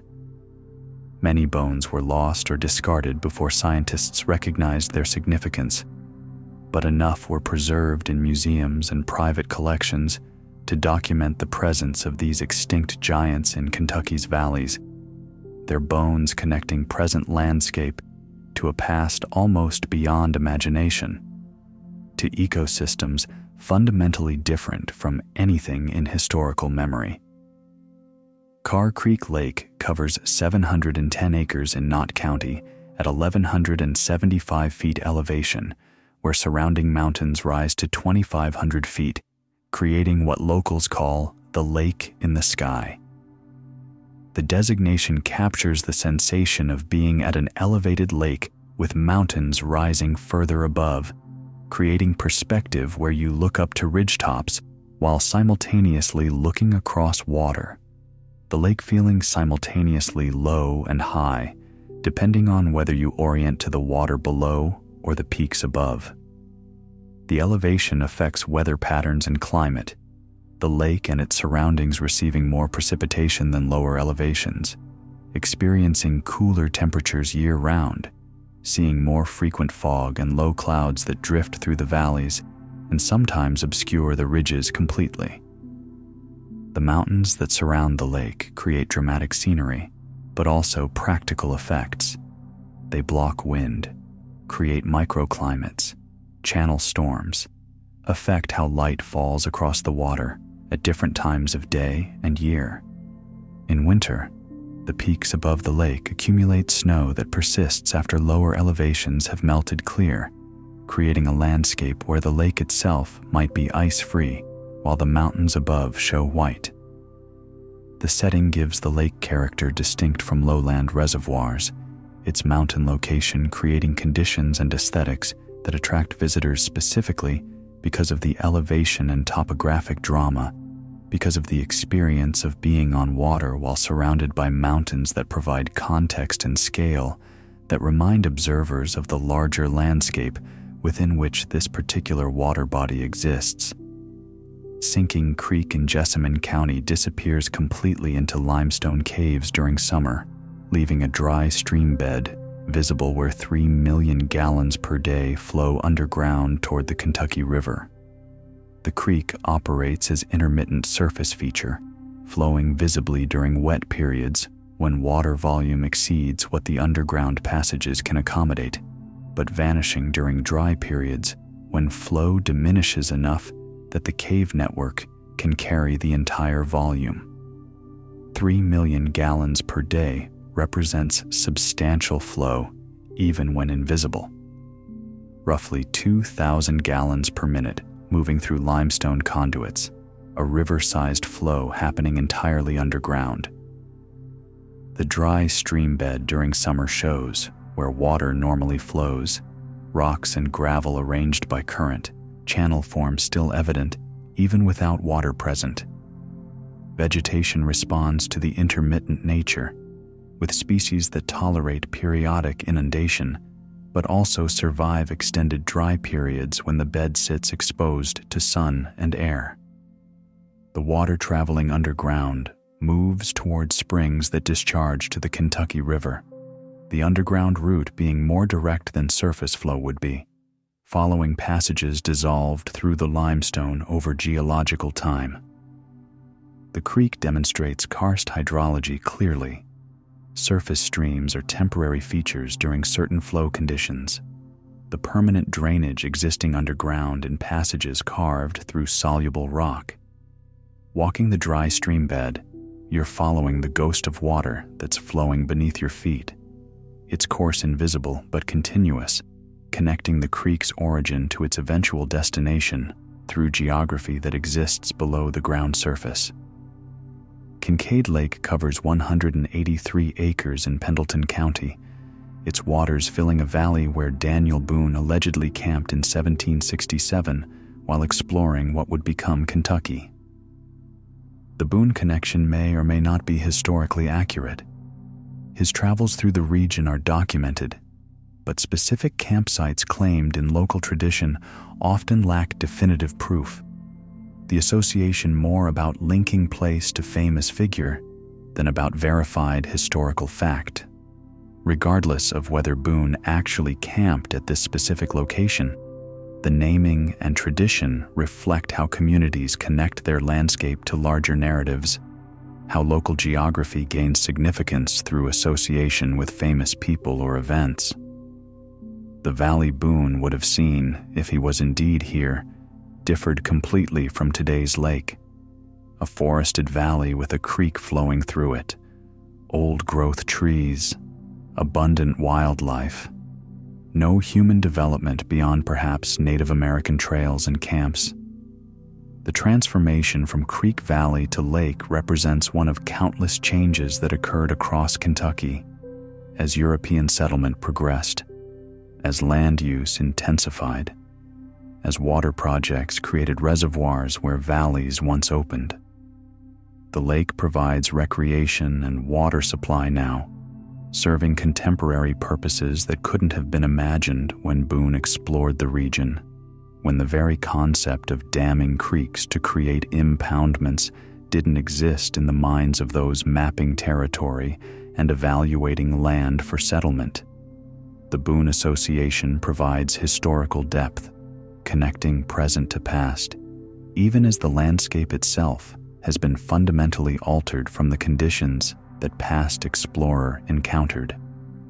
The Stones River enters Kentucky briefly in Monroe County before flowing back into Tennessee, creating geographic confusion where the same river crosses state lines 3 times in 15 miles. This repeated crossing results from how the river meanders and how surveyors drew the state boundary, the line following political logic or certain physical features, while the river follows topographic logic, the two not coinciding perfectly. The result is a river that appears on maps to be confused about which state it's in, looping in and out of Kentucky in a pattern that complicates questions about jurisdiction and management. Fish swimming downstream cross from Tennessee to Kentucky, back to Tennessee, and into Kentucky again without recognizing any boundary except those created by water conditions. The confusion matters mainly for human purposes, which states regulations apply, who is responsible for maintaining stream conditions, how to coordinate management when a single short stretch involves multiple crossings. For the river itself, the boundaries don't exist except as lines on maps, the water flowing according to gravity and topography, following the valley it has carved over thousands of years, its course determined by forces that operated long before political boundaries were established and that will continue operating long after current political arrangements have been renegotiated or replaced. Beaver Creek in Floyd County drains 175 square miles through terrain where elevation drops 1,200 feet from headwaters to mouth, creating one of Kentucky's steepest watershed gradients. This represents an average drop of nearly 7 feet per mile if the creek follows a 40-mile course, though the descent isn't uniform. Head water sections drop more steeply, sometimes cascading over bedrock in falls and rapids, while lower sections moderate as the creek approaches its confluence with larger waters. The steep gradient creates a creek with high energy, capable of moving large rocks during floods, of cutting down through bedrock in its efforts to reach equilibrium between elevation at its source and base level at its mouth. The erosive power during high water reshapes the channel, moving material downstream, exposing fresh bedrock, occasionally triggering landslides on the steep valley walls when their base support erodes away. The gradient influences what can live in the creek. Species adapted to fast current and rocky substrate in the upper reaches, species requiring calmer water and finer sediment in lower sections where gradient moderates. The 1,200-foot elevation drop means that headwaters and mouth exist in different climate zones, the top experiencing cooler temperatures and different precipitation patterns than the bottom. The watershed spanning environmental conditions different enough that different plant communities dominate at different elevations, connected by the creek that drains the entire vertical range. Minor Clarkfish Hatchery produces 900,000 trout annually in the cold tailwaters below Cave Run Lake, making Kentucky the southernmost state with a major cold water fish program. The hatchery exists because the dam creates conditions that wouldn't occur naturally at this latitude. Water released from the lake's cold depths maintains temperatures low enough for trout survival year-round, creating habitat 150 miles south of where such conditions would normally persist. The trout raised here are stocked throughout Kentucky's cold water streams and tailwaters, sustaining fisheries that depend on continuous supplementation, since natural reproduction remains limited in waters that warm too much in their lower reaches for eggs and young fish to survive. The hatchery operations involve carefully controlled water temperatures, feeding regimes calculated to produce healthy fish, disease prevention protocols, and the logistics of transporting thousands of fish to stocking locations across the state. Each of the 900,000 trout represents an artificial extension of species range, human intervention, creating and maintaining populations outside their natural distribution. The program reflects values about recreation and resource management, decisions that cold water fishing is worth the expense and effort of maintaining it far from where it would occur without human assistance. The hatchery's existence depends entirely on the dam. Without the cold tailwater, the facility couldn't function at this location, demonstrating how reservoir construction creates not just the lake itself, but downstream effects that enable activities impossible under natural conditions. Triplet Creek in Rowan County maintains 7 waterfalls along its 28-mile course, each formed where the stream crosses resistant sandstone layers that resist erosion more effectively than surrounding rock. The geology creates a stepped profile, the creek dropping through a series of vertical or near-vertical falls separated by gentler reaches where water flows over less resistant rock. Each waterfall marks a sandstone band, these harder layers standing as cliffs, while softer shales and siltstones above and below erode away more readily.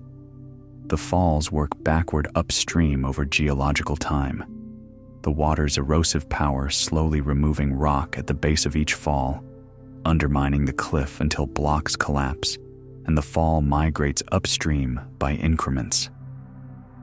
This process operates too slowly for human observation during individual lifetimes, but demonstrates how streams adjust their profiles over thousands and millions of years, cutting down through layered rock, creating the stepped topography that produces waterfalls. Each of Triplet Creek's 7 falls has its own character determined by the thickness of the sandstone layer it crosses, the volume of water flowing over it, the geometry of the plunge pool below. In spring, when flow peaks, the falls roar impressively. In late summer, when flow diminishes, some become gentle cascades, their rocks barely covered. The sequence of falls along the creek's course reveals the layered nature of the bedrock, makes visible the geological structure through the water's interaction with stone of varying resistance.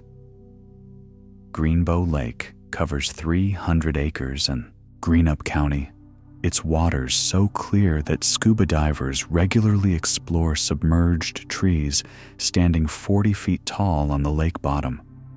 These trees were drowned when the lake filled, their trunks remaining upright where they grew, becoming underwater structures that fish use for shelter and that divers visit as underwater forests, frozen in time.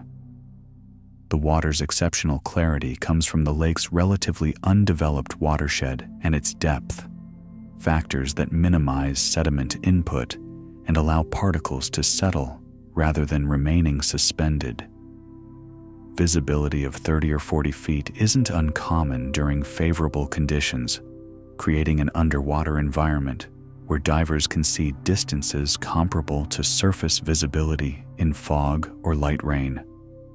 The drowned trees have lost their bark and branches, their wood slowly degrading underwater, but lasting much longer than it would in air, where bacteria and fungi would decompose it rapidly.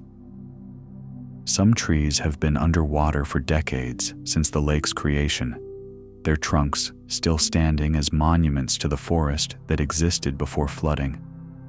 Diving among these trees creates surreal experience. Moving through a forest where there's no sound except your breathing, where fish swim between trunks instead of birds, where the normal rules of forest don't apply because you're weightless and surrounded by water. The trees mark the lake's history, preserve evidence of what this valley held before the dam transformed forest into lake, terrestrial ecosystem into aquatic habitat. Blood River in Callaway County received its grim name after a Native American battle in 1782, though its waters now flow peacefully through farmland toward Kentucky Lake. The battle that gave the river its name involved casualties significant enough that the water reportedly ran red with blood, an event traumatic enough to permanently mark the place in local memory and naming. The details have become obscured by time: which tribes fought, the exact casualties, the battle's broader context within the conflicts that marked frontier Kentucky in the Revolutionary War era. What persists is the name, carrying forward an event that shaped how this place was perceived by those who witnessed or heard about the violence. Today, the river appears entirely peaceful, a modest stream flowing through agricultural land, its banks lined with trees, its waters clear except when storms wash sediment from surrounding fields. Nothing about its current appearance suggests its name's dark origin. The name demonstrates how geography carries history, how past events become encoded in the names we use for places, creating layers of meaning that most people now using those names might not even know. Blood River flows toward Kentucky Lake, oblivious to human history, its course determined by topography and gravity, its character shaped by its watershed's geology and land use, operating according to hydrological principles that have nothing to do with the violence that gave it its designation. Shanty Hollow Lake extends 112 acres through Warren County, in a watershed that drains directly into Kentucky's largest sinkhole plain, where surface water rarely flows overland.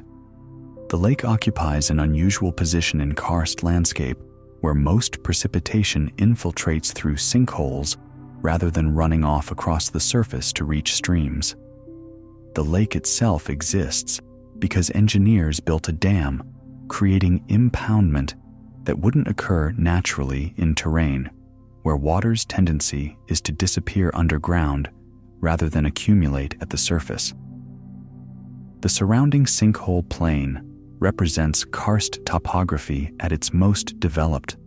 The limestone beneath, so riddled with underground passages that surface drainage has been largely captured by the subsurface system, leaving a landscape pocked with depressions where water enters the ground and vanishes. During heavy rains, the sinkholes can't accommodate all the flow and water temporarily moves across the surface, creating ephemeral streams that disappear as soon as the rain stops and the sinkholes catch up with draining the accumulated water. The lake provides surface water in a region where it would otherwise be scarce, its presence depending on the dam that prevents water from draining away through whatever underground channels exist in the valley it occupies. The contradiction seems appropriate for karst country, a lake existing where water normally disappears, a surface impoundment maintained by engineering and landscape that naturally routes water underground, human infrastructure working against the region's fundamental hydrological character, to create something that serves human purposes even as it contradicts local geology. Tygart Valley in Carter County contains rock formations tilted at 60-degree angles, evidence of the collision between North America and Africa 300 million years ago that created the Appalachian Mountains.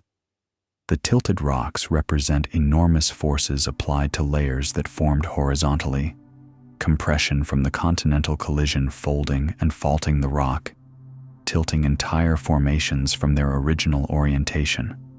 60 degrees from horizontal means these rocks stand at angles steeper than most roofs. Layers that should be level now tilted dramatically, creating visual evidence of tectonic forces almost incomprehensible in scale.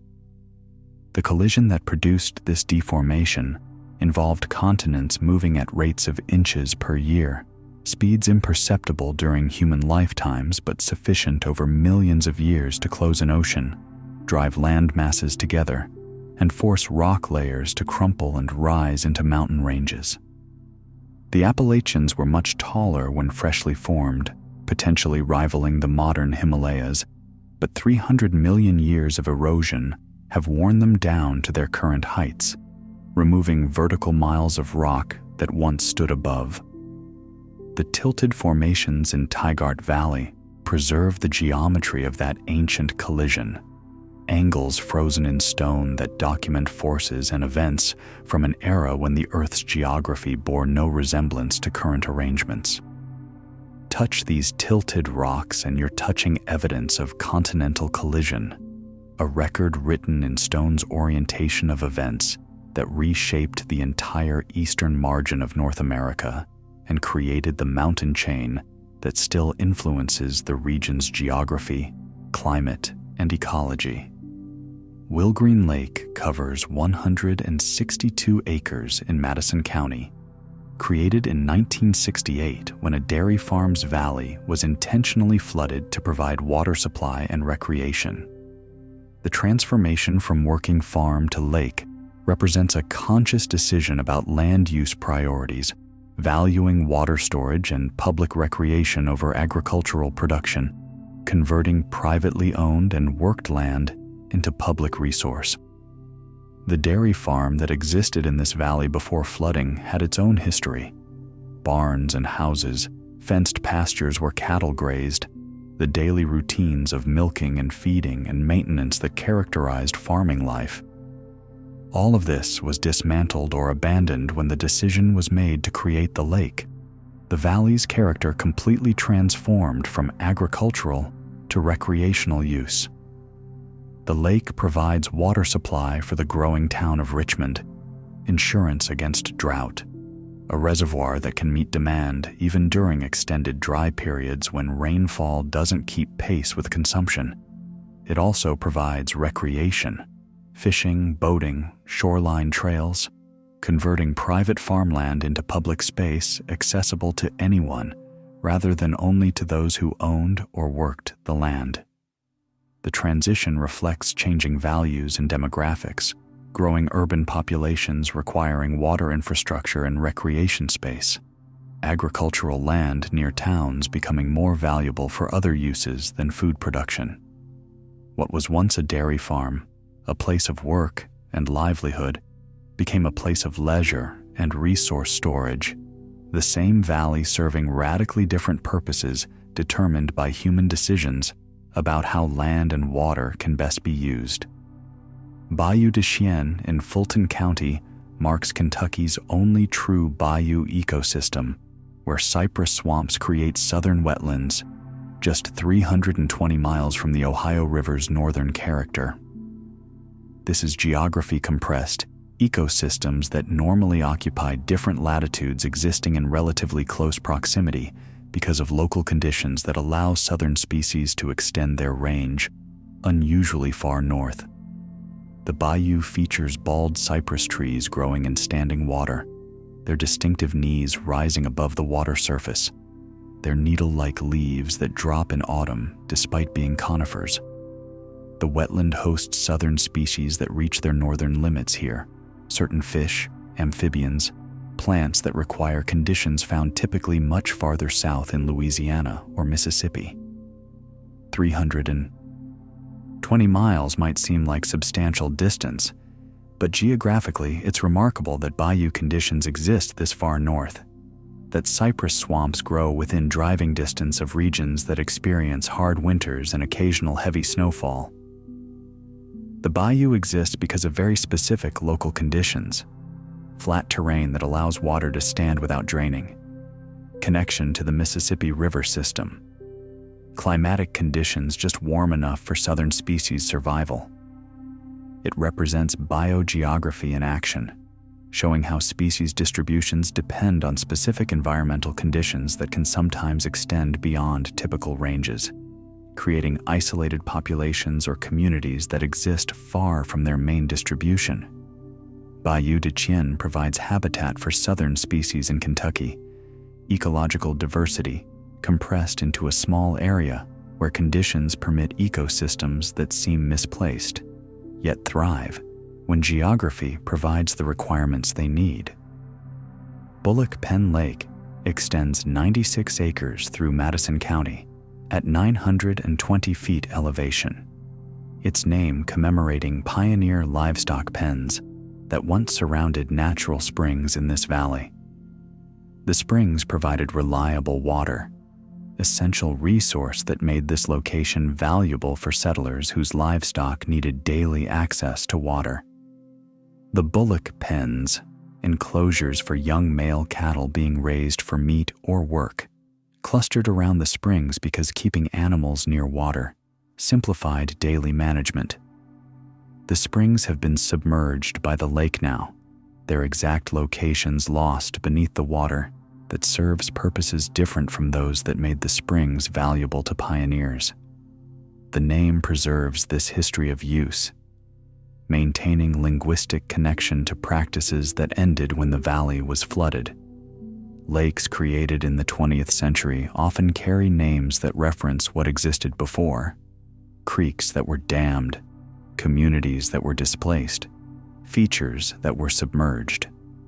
These names function as memory, keeping some thread of continuity even as the landscape's fundamental character changes.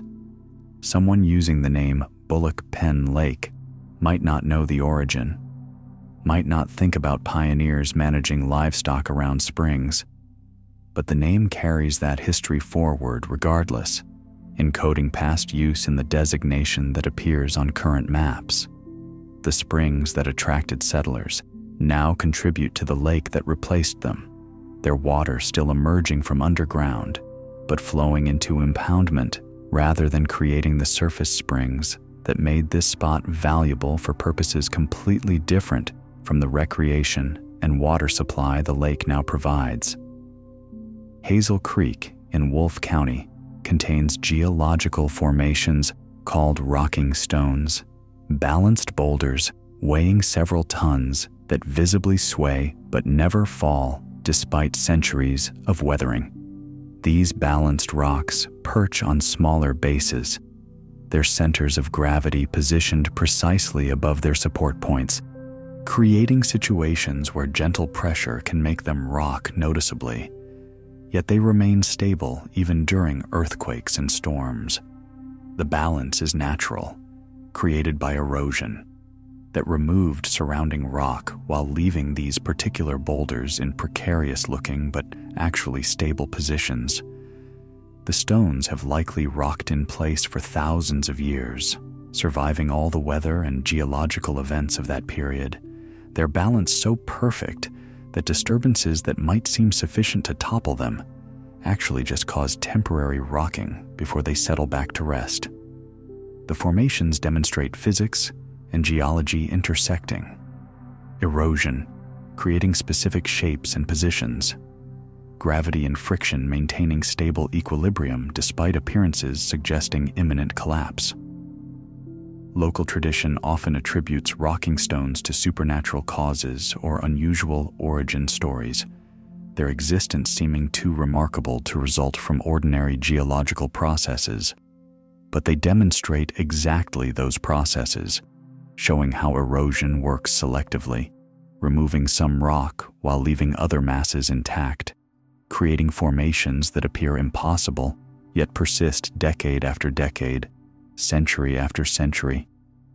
The rocking stones along Hazel Creek invite interaction.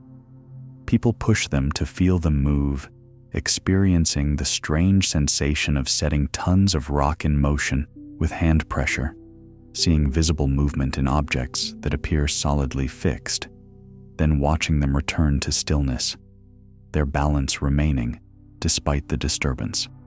Grayson Lake's upstream area contains natural bridges and arches formed identically to Red River Gorge features, though they receive 1/10 the visitors and remain largely unknown.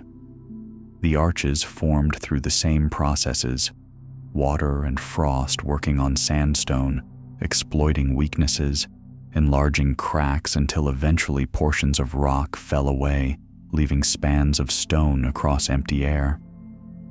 The formations at Grayson Lake are equally impressive in structure and scale as their famous cousins in Red River Gorge, yet they sit in relative obscurity, visited by few people, largely absent from guidebooks and tourist literature. This disparity in attention demonstrates how fame and visitation depend on factors beyond the features themselves. Red River Gorge benefits from established reputation, proximity to population centers, designation as geological area that directed attention and resources toward access and promotion.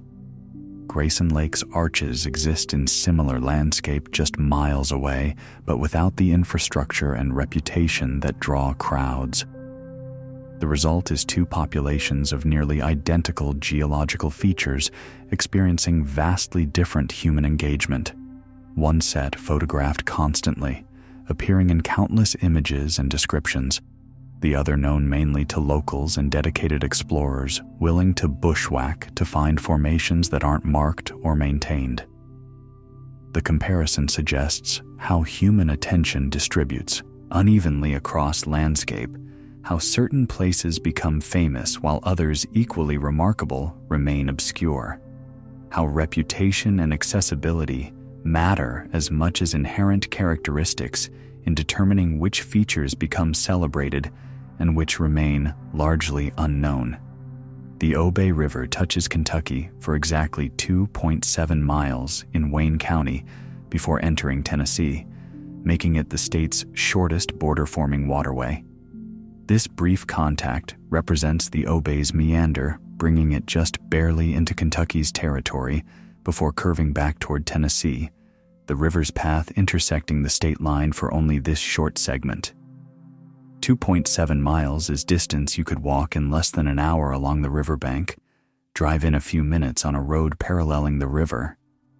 Yet this brief segment makes the Obey technically a Kentucky river for border purposes, included in lists of waterways that touch the state despite its presence being minimal. The brevity creates practical complications. Who maintains the river in this short segment? Which states' regulations apply to fishing or recreation? How to coordinate management when the same river exists almost entirely in one state, but briefly crosses into another.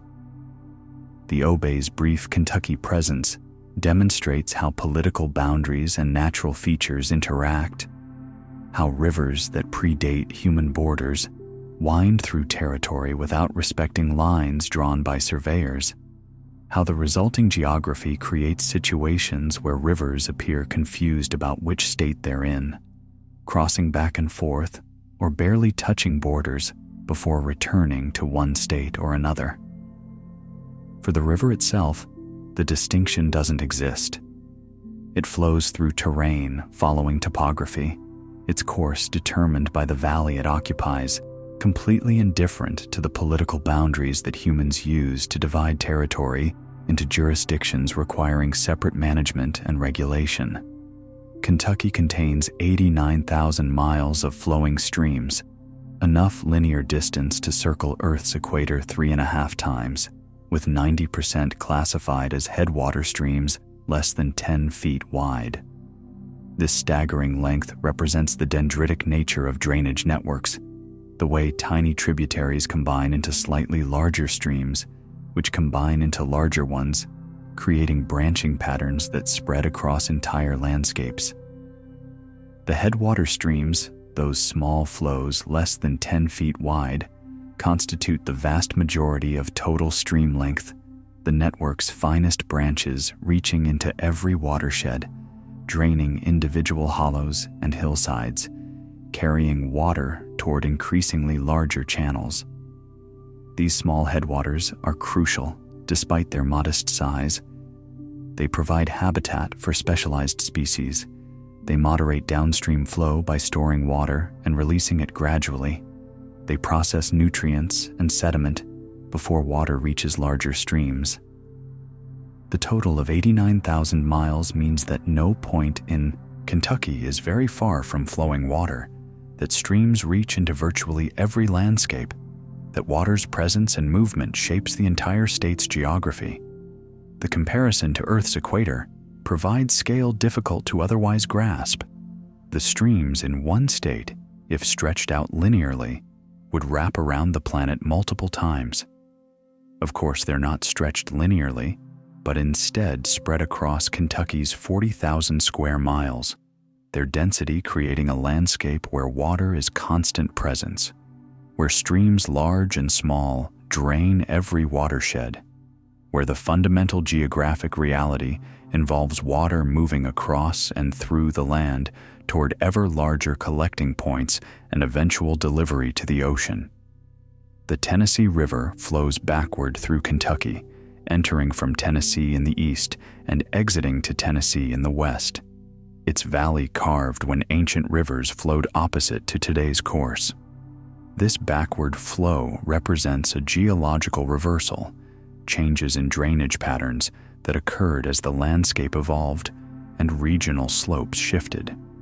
Originally, the Tennessee's valley may have drained northward or in different direction than today's westward flow.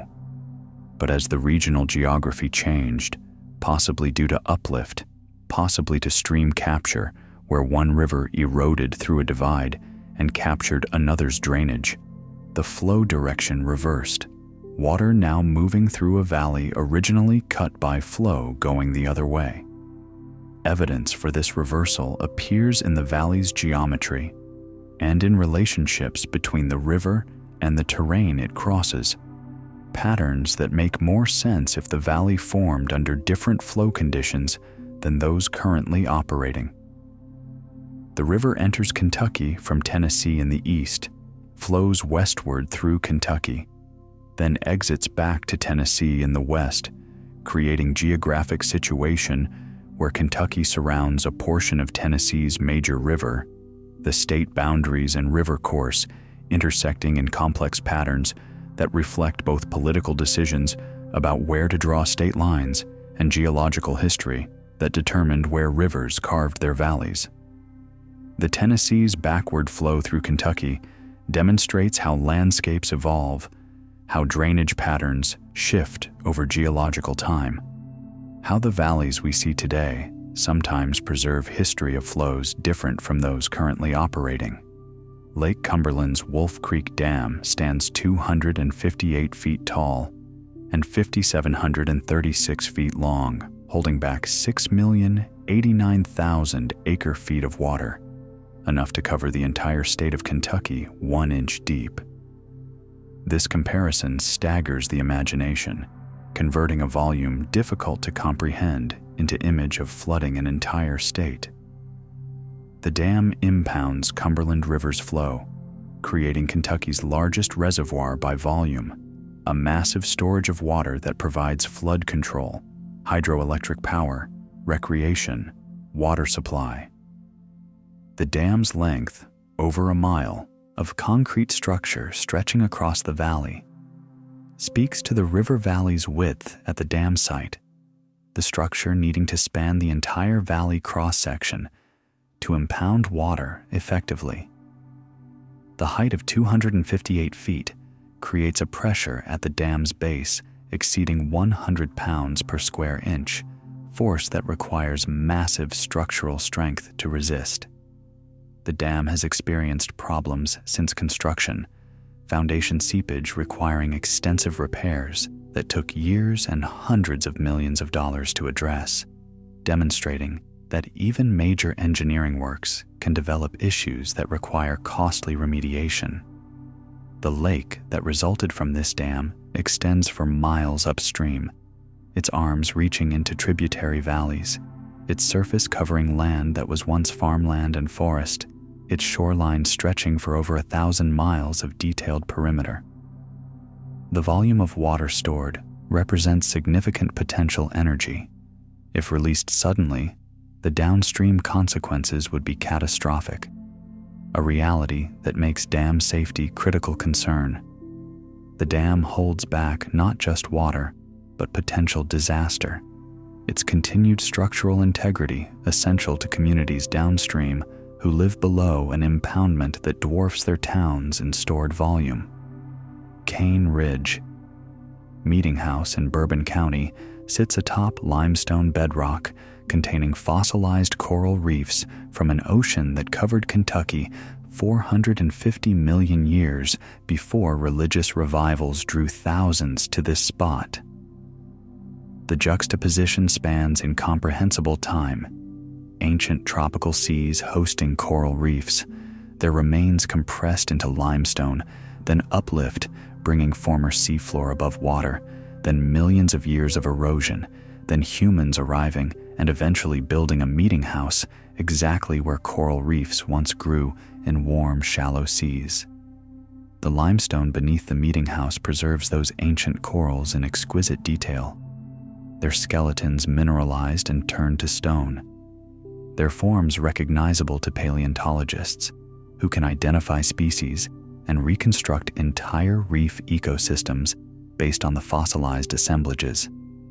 450 million years is a span so vast that human history represents only the most recent instant, a brief moment at the end of a timeline stretching back through eras when the continents were positioned differently, when climate patterns bore no resemblance to current conditions, when life on land didn't yet exist, and evolution was still producing the body plans that would eventually lead to terrestrial organisms.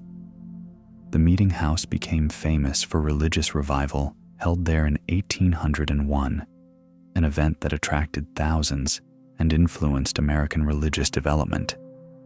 But beneath those 19th century gatherings lay evidence of deep time, of geological history that dwarfs human history, of processes and events from an era almost beyond imagination, separated from the present by time spans measured in hundreds of millions of years.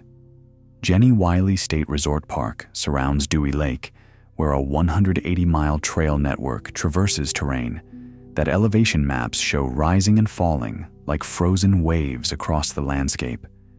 The trail system winds through mountains where topography creates constant elevation change, routes following ridgelines and descending into valleys, climbing out again to different ridges, repeating the pattern endlessly. The frozen waves description captures how the landscape appears on topographic maps or from aerial perspective. Parallel ridges and valleys creating wave-like pattern, the regularity suggesting systematic process creating repeated forms. The terrain's character results from erosion working on layered rock, streams cutting valleys perpendicular to ridge trends, leaving the intervening ridges as higher ground between drainage lines. Hiking the 180 miles of trails means experiencing Kentucky's mountain geography intimately, gaining and losing thousands of feet of elevation cumulatively, crossing streams and valleys and reaching ridgetop viewpoints repeatedly. The trail network provides access to landscape that would otherwise remain largely unknown except from roads that stay in valleys or follow ridgetops without dipping into the topographic complexity between. The elevation changes aren't dramatic by Western mountain standards. Individual ascents and descents typically measure hundreds rather than thousands of feet. But they're constant, the terrain refusing to remain level for any distance, always rising or falling, always working against or with your direction of travel, making the 180 miles feel longer than equivalent distance on flat terrain. The confluence of the Ohio and Mississippi rivers occurs at Kentucky's westernmost point in Ballard County, where two of America's greatest rivers merge in channels totaling over 3,000 feet wide. This is geography at continental scale, drainage from much of the eastern and central United States coming together at this point, the combined flow representing water from 31 states, from territory spanning roughly 1 million square miles. The Ohio arrives carrying water from the Appalachians to the Atlantic seaboard, its drainage including major industrial and agricultural regions. The Mississippi arrives from the north, carrying water from the Great Plains and upper Midwest, its own drainage representing one of Earth's great river systems. Where they meet, the waters mix but initially remain somewhat distinct, the Ohio's often clearer water mixing gradually with the Mississippi's typically siltier flow, the two rivers combining to form the lower Mississippi that continues south toward the Gulf. The confluence represents a major navigational point, different river systems meeting, channels maintained by the Corps of Engineers to ensure barge traffic can safely navigate the intersection. Standing at the confluence, watching these massive rivers combine provides perspective on hydrology at continental scale, on how water falling as rain across 1 million square miles ultimately funnels through this one point. How geography concentrates diffuse precipitation into focused flow. How rivers serve as collecting systems that unite the drainage of entire regions into single channels moving toward the ocean. Kentucky's total land area of 40,408 square miles includes 681 square miles of water surface, more inland water than 32 other states despite Kentucky having no natural large lakes. This seems paradoxical. More water surface than states with famous lake regions, but results from the 20th century's extensive dam building that created dozens of reservoirs across Kentucky. Every major river was dammed, many minor ones too, creating so much impoundment that Kentucky transformed from a state with minimal standing water to one where reservoirs provide extensive water surface. None of these lakes existed before human engineering. Kentucky's natural condition included some small ponds and seasonal wetlands, but no large permanent lakes. The limestone terrain drained too effectively. The valleys stayed too narrow to trap water without dams. The regional topography didn't include the glacially carved depressions that left natural lakes across northern states.